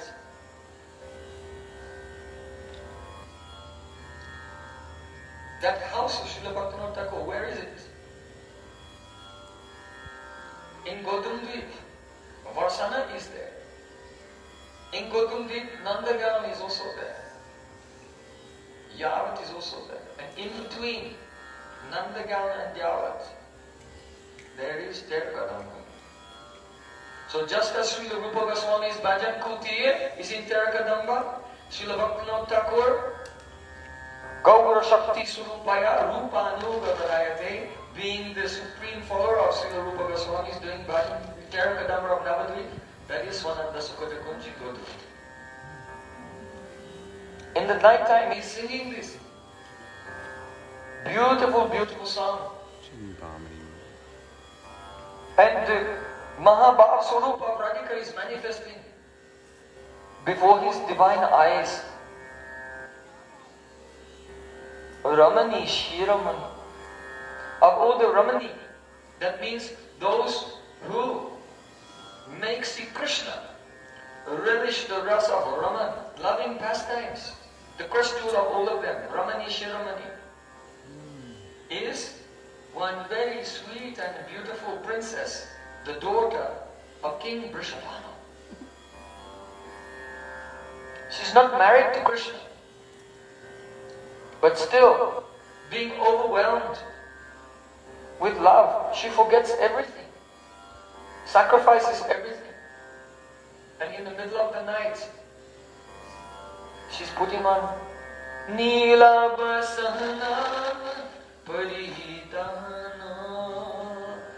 It's a dark moon night.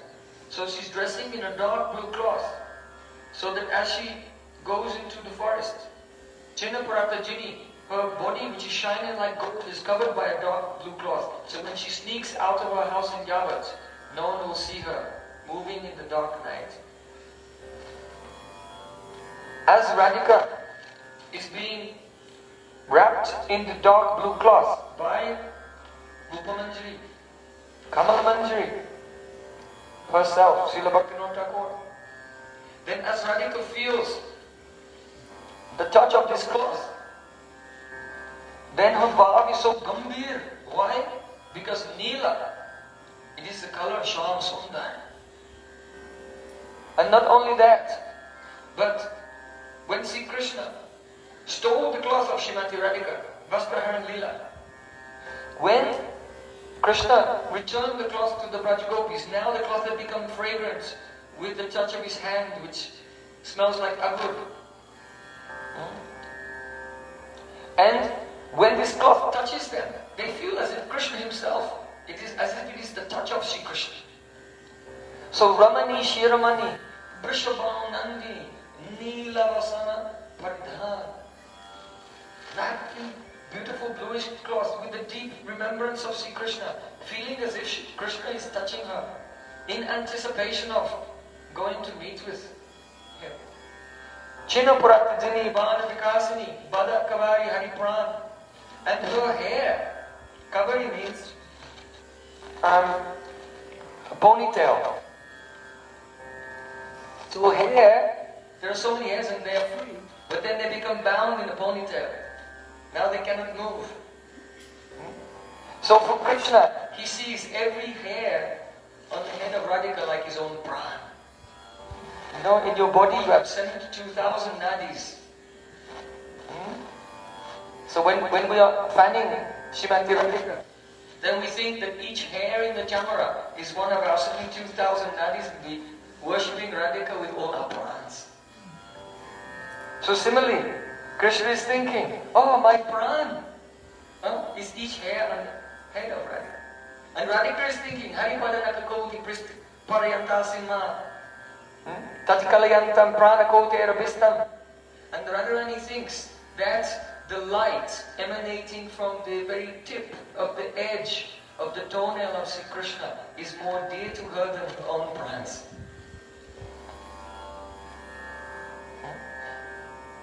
Badakavadi Haripran. But now Hari's pran is bound. Why? Radharani is Mahabhav Swarupini. When her hair is tight, that means she's in Mahan. Contrary mood.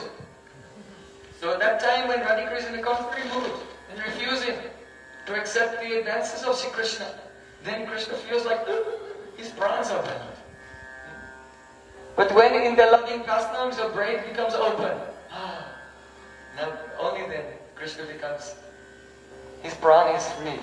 So Bhadra Kavari Hari Pran Varana Mandita Variras Pandita. Radharani is decorated with so many abharan, golden ornaments, toe rings, finger rings, nose ring, earrings, ankle bells, waist bells. Very, very beautiful, all jingling. And capturing the heart of Sri Krishna. Hari Rasa Pandita. And she is a Pandit. A very learned scholar in Hari Rasa. She knows how to please Krishna. How? Naturally. She never went to school to learn how to please Krishna. Naturally she knows. Just like Brinda Devi has said, one morning Radha and Krishna, they came out of the Kunj, and Brinda Devi went into the Kunj. When she saw, she looked around the Kunj and she saw, drops of beetle juice here and there. She saw the lack of Radharani's feet here and there. She saw the kasturi and chandan from Krishna's body here and there on the petals. She saw broken flower garlands and pearl necklaces scattered here and there. And only by seeing the evidence of Radha Krishna's Leela, she could understand so much about their beautiful pastimes. And Brinda Devi was amazed. She said, Chakrida Yaga Jasivandija Sutta Badha Gokarna Matra Chikura Navavidya Karna Sayam Kuta Prabhara Vibrama Kushalani Radyada Gista Bhakta Bhairi Jidam Jigaya. The meaning is, it seems like only yesterday.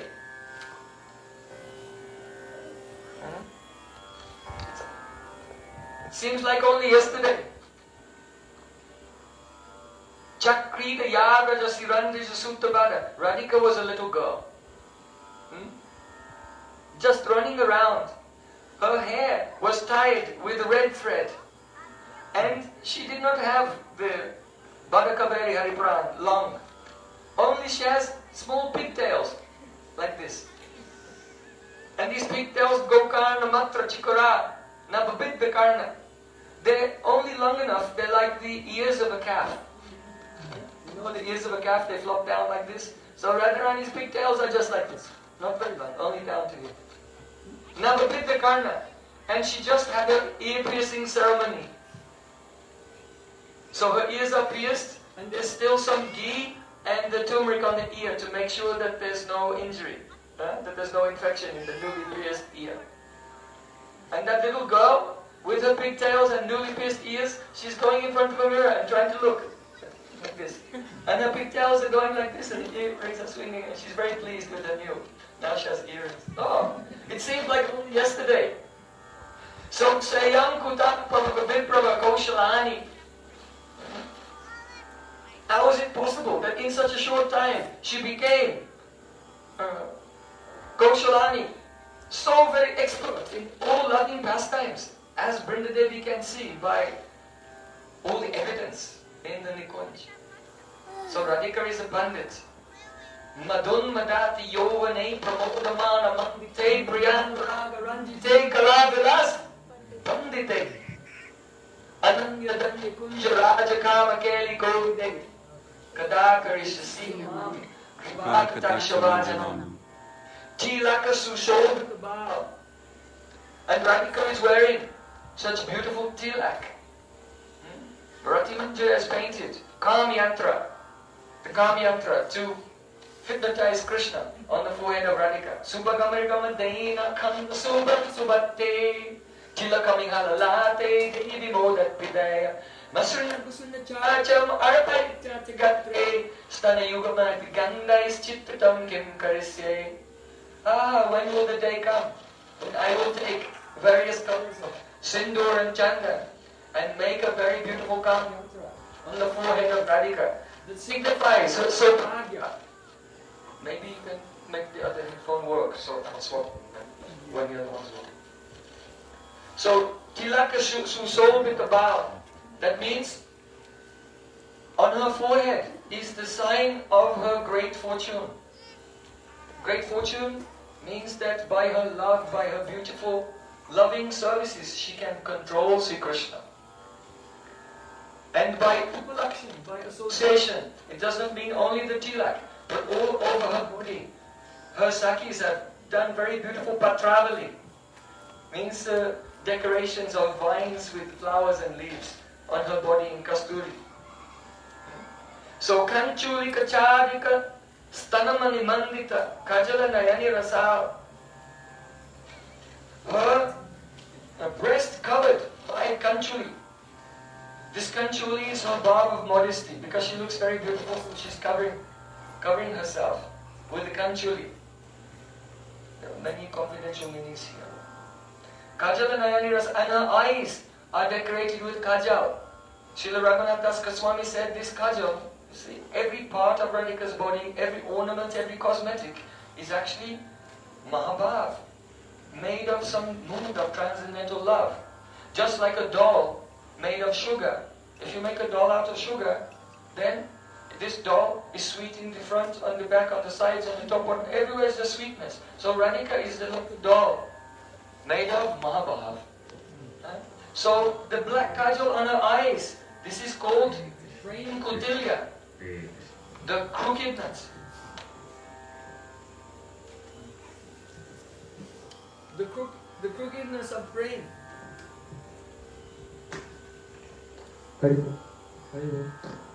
Hari.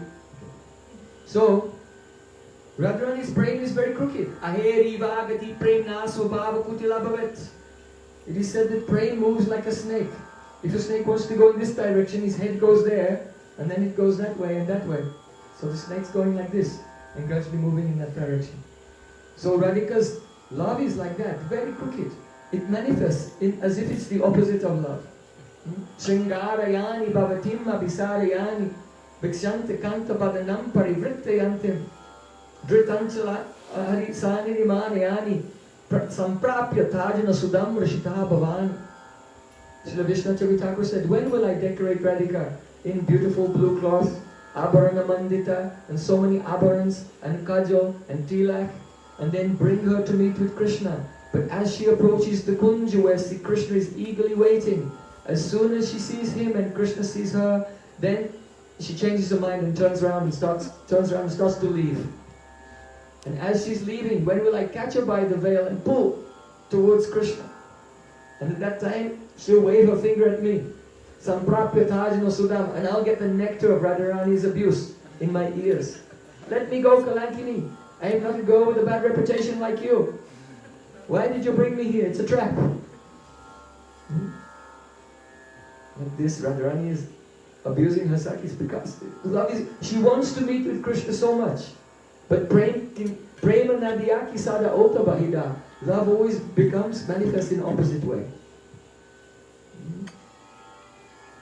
Kishilayu shayanatali kurkami amsaratam radike tava parapalava variparabhava. See, Jaydev Goswami, he said when Radhika comes to the kunj and she sees Krishna and she's leaving, then the Sakis pull her back. And then they bring her into the kunj. And then they're about to leave and leave Radhika alone with Krishna, but she catches, don't leave me alone here with you. And Krishna sees this is a very delicate moment. If I don't say the right thing, she may just go home and then all my desires will be unfulfilled. Alas, alas. So Krishna speaks very sweetly. Oh, please. Those who are alike should associate together. So here is a very soft, beautiful bed of lotus petals, and your lotus feet are very soft, so they should come and stay together. These petals, they have an enmity towards your lotus feet because they think we are softer and more fragrant than you. So you should come and, your lotus feet should come and defeat them. So Krishna speaking, this is Chatu. Chatu Vakya, very sweet and flattering words for the tender and delicate heart of Radhika, because now his whole life is in the balance. Will she meet him or not? So Kajala Nayani Rasao, the kajal on Radhika's eyes is the crookedness of her love. Also, kajal is one metaphor, also used by Radhika herself. If Krishna, just like in Rasalila, he took Radhika alone through the forest and they played together so nicely. But when Krishna heard other Sakhis were coming, he said, oh, let's go there, further into the forest. Radhika said, I'm tired. I cannot take another step. If you want to go, you can carry me. And then Krishna disappeared. It was such a shock, she cried out, Ha Nata, Ramana Prasta, Kwasi Mahabuja, Dasaste Kripanayame, Sakai Dasha Sanidim. Oh Raman, oh my Ramana, oh my dearest, where are you? I will die just now if you don't embrace me, Mahabuja, with your strong arms. And Radhika fainted and became unconscious. So that time, the Sakhis remember that. And they think, oh, Krishna is very bad sometimes. He's not always Delalit Nayak. The Delalit Nayak, Krishna has 96 heroic moods. And the best is Delalit Nayak. That he's very submissive to Radharani and trying to please her in all ways. But sometimes he'll just disappear without warning and give so much pain. Then he becomes Shat Nayak. So the Sakhis, they criticize him. Oh Krishna, what kind of lover are you? And they make an interrogation of him. Everything is there. Shukadeva song as described in the Rasa Panchaji. I think, sit him down please. Krishna, come, sit down. We have to have a conversation. Tell me. There are three types of lovers. One who reciprocates with someone even though they don't reciprocate with him, or one who never reciprocates whether he is loved or not.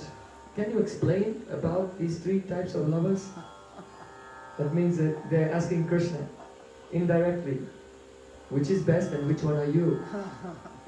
In other words, they're trying to make him own up and take the blame. Why did you leave my Radhika? And break her heart crying in the night. But if you criticize Krishna to Radhika, then Radhika will say, no. Aslishyava padaratam pinashtumam adarshana mama hatam karotuva yatata dava vidata lampato mat prananatastu saiva napara. Krishna may make me feel like the most fortunate girl in the whole of Braj by embracing me and give pain to me by crushing me in his embrace. Or he may break my heart by disappearing. Whatever he does, he can do. But still, he is my Pran, and there is no one else. So Radhika's love is like that. So Radhika will say, no, don't criticize my Krishna. It's true that sometimes he gives me pain. But when he gives me pain, it's just like a Sakhi putting kajal on my eyes. Because applying black kajal to the eyes, it stings. It stings a little bit, but still, it's done. Why? Because after a few moments it will dry and be cooling and shining very beautifully. So Radhika's love is like this, like kajal. How kajal is applied. She feels that, oh, whatever fault Krishna has, whatever he does, even if he seems cruel to me, he's not being cruel. It's just like applying kajal, because after a little time, he knows that the brain will shine even more beautifully than ever before.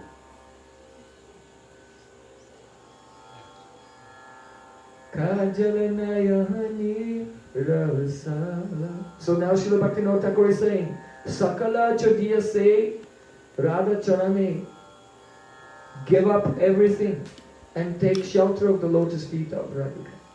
Dasyoya bhajo paramap jatane. Jatane means endeavor. Param means highest. Make your strongest and best endeavor. Dasyoya bhajo, to become Radha Dasi. Whatever it takes, do or die. Saundarya kiran dekhiya jaha, Rati gori lila garava pariha. Rati, the goddess, the wife of Cupid, the god of love. Gauri, the wife of Mahadev Shiva. Lila, the Shakti of Lord Narayan in Vaikuntha. They're very proud of their beauty. But Saundarya Kirana Dekya Jaha, when the rays of Radharani's beauty spread out, then Rati, Gauri and Lila, their pride is completely vanquished. They feel insignificant. Sachi Lakshmi Satya Sobhaga Balane Parajita Hoy Jahara Charane. And even though Sachi, the wife of Indra, Lakshmi, the wife of Lord Narayan, Satyabhama in Dwarka, the wife of Krishna in Dwarka, Sobhagya Balani, they think that they are very, very fortunate. But when they see the fortune of Srimati Radharani, then they are completely defeated. Krishna Basikari, Chandravali Adi, and Chandravali also. She's also defeated by Radhika's Krishna Vasikari, her power to control Krishna. So this is very deep. Srila Bhaktivinoda Thakur here is paraphrasing the prayers of Srila Raghunath Das Goswami. Ratin Gauri Lilay Tapi Ratin Gauri Lilay Api Tapati Saundarya Balanay Sachi Lakshma Satya Parabhavati Sobhagya Balanay Vasikarais Chandravali Braja Mukha Navina Braja Sati Chipatya Rat Yatam Hari Daitaradam Bhajamana. Srila Raghunath Das Goswami has said this in Sanskrit. Now Srila Bhaktivinoda Thakur is opening it out in the simple Bengali language to sing and deep meditation. Why is Raghunath Das Goswami writing this verse? How Radharani's beauty defeats Rati Gauri Lila, her good fortune defeats Sachi Lakshmi Satya, her power to control Krishna controls defeats Chandravali. Why? He's coming from Rupa Goswami, Ujjayi Nilamani. There's a quality of the prema of Radhika. It is called Uru Prema Sampadvati Brinda Atishaita. Very easy to remember. Uru Prema Sampad means a great treasure of love. There are some goddesses who have a great treasure of love. So that is called Uru Prema Sampadvati. Like Bhagavati is a woman who has good fortune. Kalavati means a woman who is artistic. So Uru Prema Sampadvati. Those goddesses who have a very high level of prema. Brinda, the whole group of them. Atishayetwa. That means to exceed them, to thoroughly exceed them.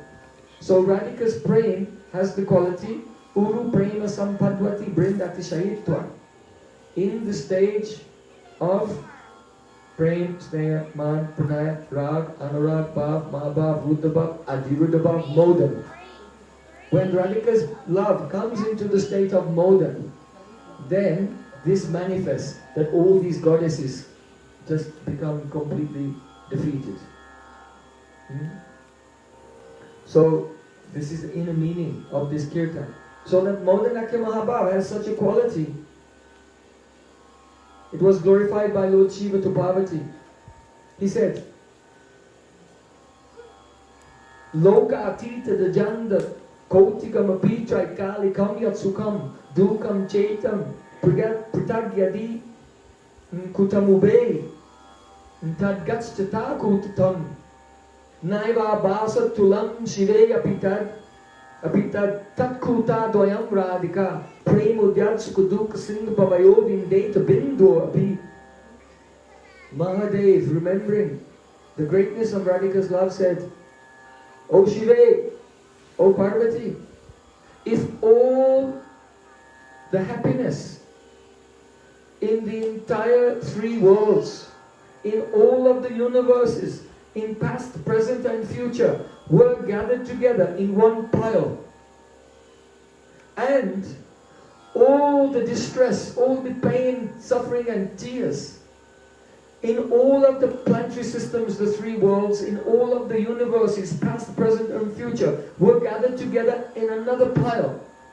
Then these two piles would not even be equal to 2 drops in the ocean of the happiness and distress simultaneously that Radharani feels in her praying for Sri Krishna. This is the Modhan Bhav that Srila Bhaktivinode Thakur is describing here. It's so incredible that even from the stage of Bhav and praying in the early stages, then in love of meeting, there's a little bit of fear that after some time we'll have to be separated. So there's a little feeling of separation at the time of meeting in the stage of praying, stay and man. And because of that fear of impending separation, then the love is always fresh. Every second one is very thirsty for that. And at the time of separation, there's always some meeting. Because at the time of separation, a spurti may take place, a vision of Krishna in the heart, or in a dream, or even outward, a bahispurti, outwardly. So in this way, meeting is experienced with a little separation, or separation experienced with some meeting, or one may become completely absorbed in that meeting, and then meeting and separation are experienced in a serial. First separation, and then it turns into meeting. Or first meeting, and then in praying by Chitra, it turns into separation. So meeting and separation are experienced serially. But what happens when Radhika's Ruddha Bhav comes? This is not even in Chandravati's group. Only gopis in Radhika's group have this. And Shamala and her group, they can have to some degree because they associate with Radharani's group. Right? So, in this stage, there is full meeting and full separation simultaneously. Just like, if there's no hunger, then there's no pleasure in eating. If there's no food, hunger is just pain. And if there's food but there's no hunger, then food is also pain. So the two have to be there, the food and the hunger, the meeting and the separation. But the thing is, when you have food, at first you're hungry, and as soon as you begin to eat, the first few bites, that's the maximum happiness. Right? Because you have full hunger, and you're just starting to eat. But as you're eating, the hunger is going down, and the pleasure of the eating is also going down. So it quickly goes down. But in this Bhav, Modhan Bhav, that Srila Bhaktivinode Thakur is describing here, there is simultaneously full hunger and full tasting at the same time, so that is a maximum ananda. That is Paramananda.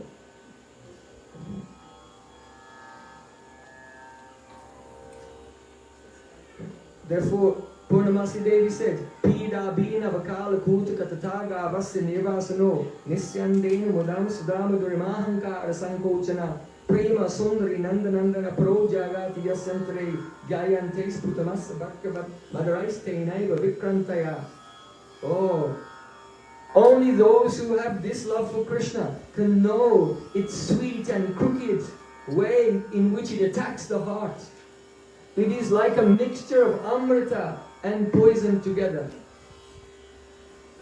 If a person takes a shower in amrita, nectar, then the nectar becomes very proud of its power to give pleasure. And if someone will drink fresh, deadly kalakut bish, then that poison is very proud of its power to give pain. But in the presence of this praying, which is like a mixture of poison and nectar, then both nectar and poison, they all become shy, embarrassed, and think, we are weaklings, we have no power at all.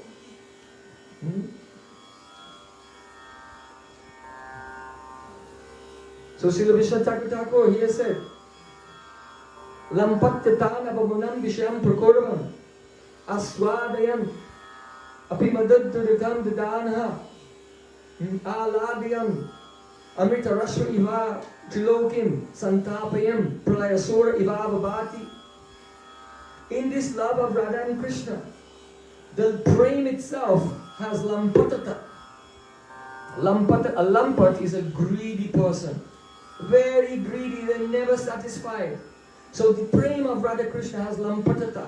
And because of this lampatata, when they meet each other, Navavanam Vishayan Prakurvam, it's as if they have never met before.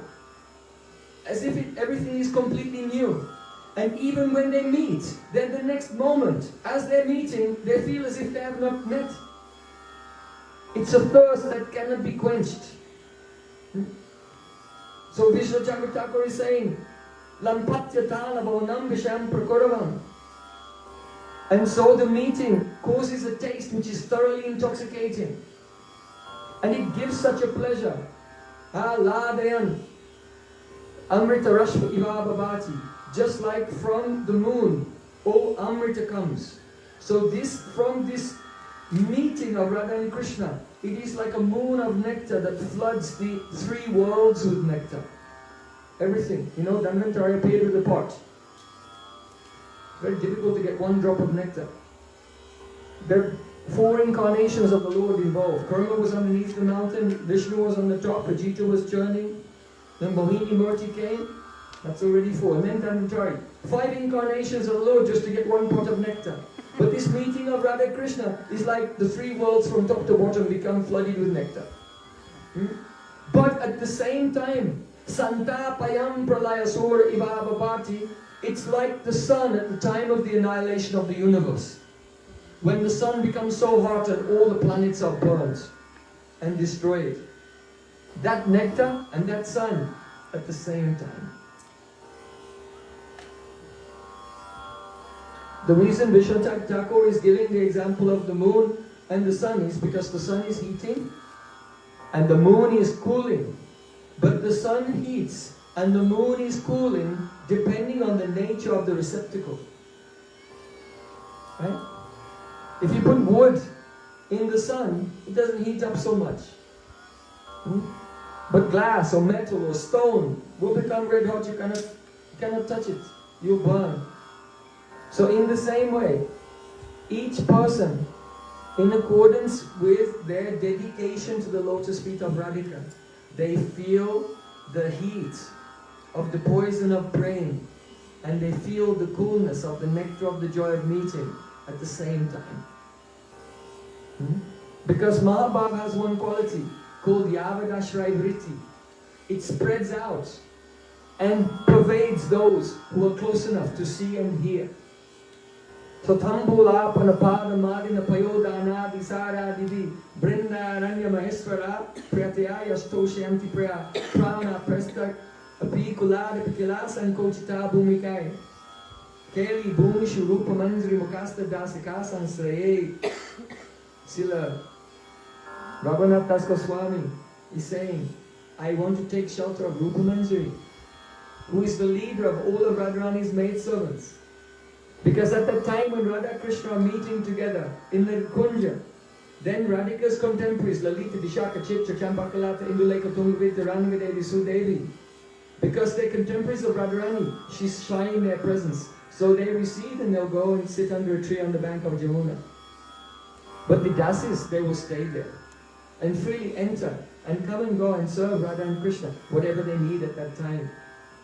So if they're close enough to see and close enough to hear Radha Krishna's beautiful pastimes, then what will happen? Aladayan Amrita Rasva Ivavabati. Oh, it is as if for them the universe becomes flooded with nectar, and at the same time they're burning in the sun at the time of the annihilation of the universe. They can experience this. So this is why Srila Bhaktivinode Thakur is saying, Sakala Chajiya Se Radhacharani, give up everything and make a very intense endeavor to try to be the dasi of Srimati Radhika. Haridvaita Radhacharana Prayasi, Bhaktinode Shri Godrumabasi. This Bhaktinode Thakur, the resident of Godrum, is praying, aspiring for the service of the lotus feet of Prabhupada. Srila Bhaktivinoda Thakur ki Jai! Srila Bhaktivinoda Thakur has written many, many songs. We should, according to our adhikar, first follow his songs of Sharanagati and be surrendered. Then follow his songs of the glories of Harinam. Yashomati Nandana Brajabaranagara Gokula Ranjanaka Vibhavuri Shesha Aloka Provesha Nidachadi Jiva Bolo Hari Hari Mukunda Murari Rama Krishna Hayagriva. He has written Nam Kirtans. Then he has written Rup Kirtans.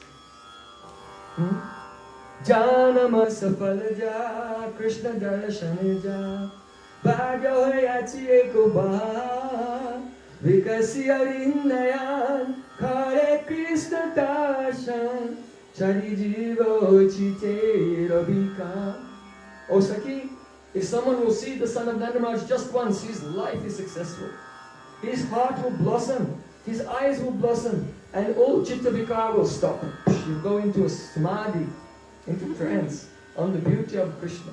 Tribanga Bhangima Rupa, how he is standing in Tribanga form, beneath the Kadamba tree. So Srila Bhaktivinoda Thakur has given Rup Kirtan, he's given Gun Kirtan, Leela, and then Rup, Gun, Leela, Parika and Seva. These kirtans, they begin to describe Radha Seva.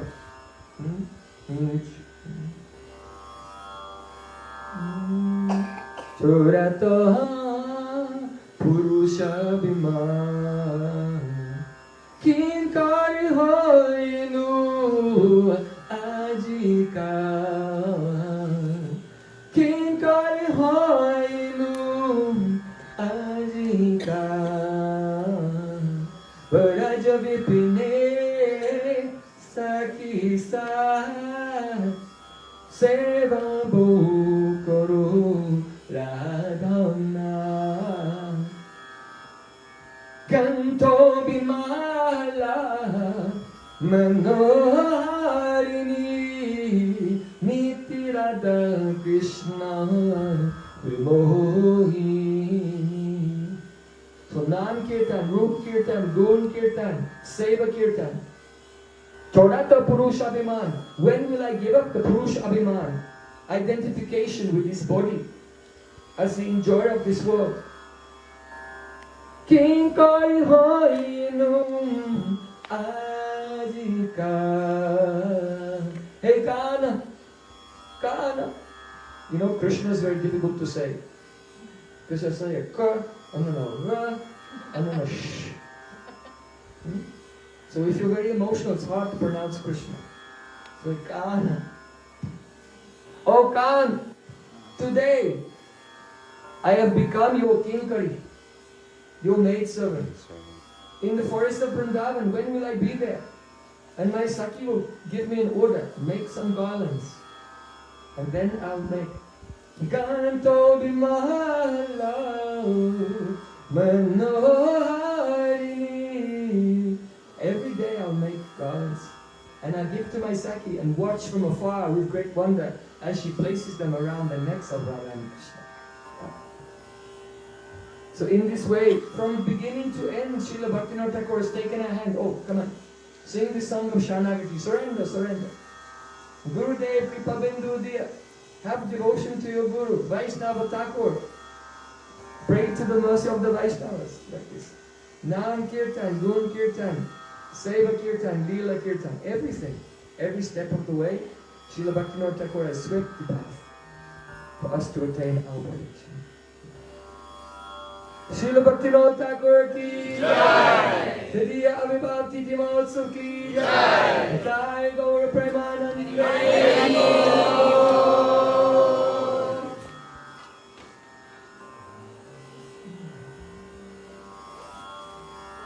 So always be, you may, physically you may be in whatever, North Carolina, but in your heart always live with Srila Bhaktivinoda Thakur in Godrundvipa. hearing and chanting and following in his footsteps and immersed in the current of his moods. So we'll sing one kirtan and then onomatopoeia. Hare Krishna.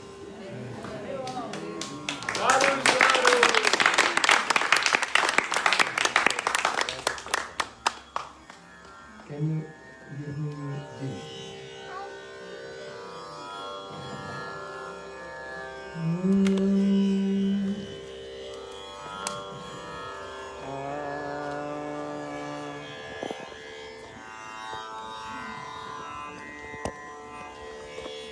Even standing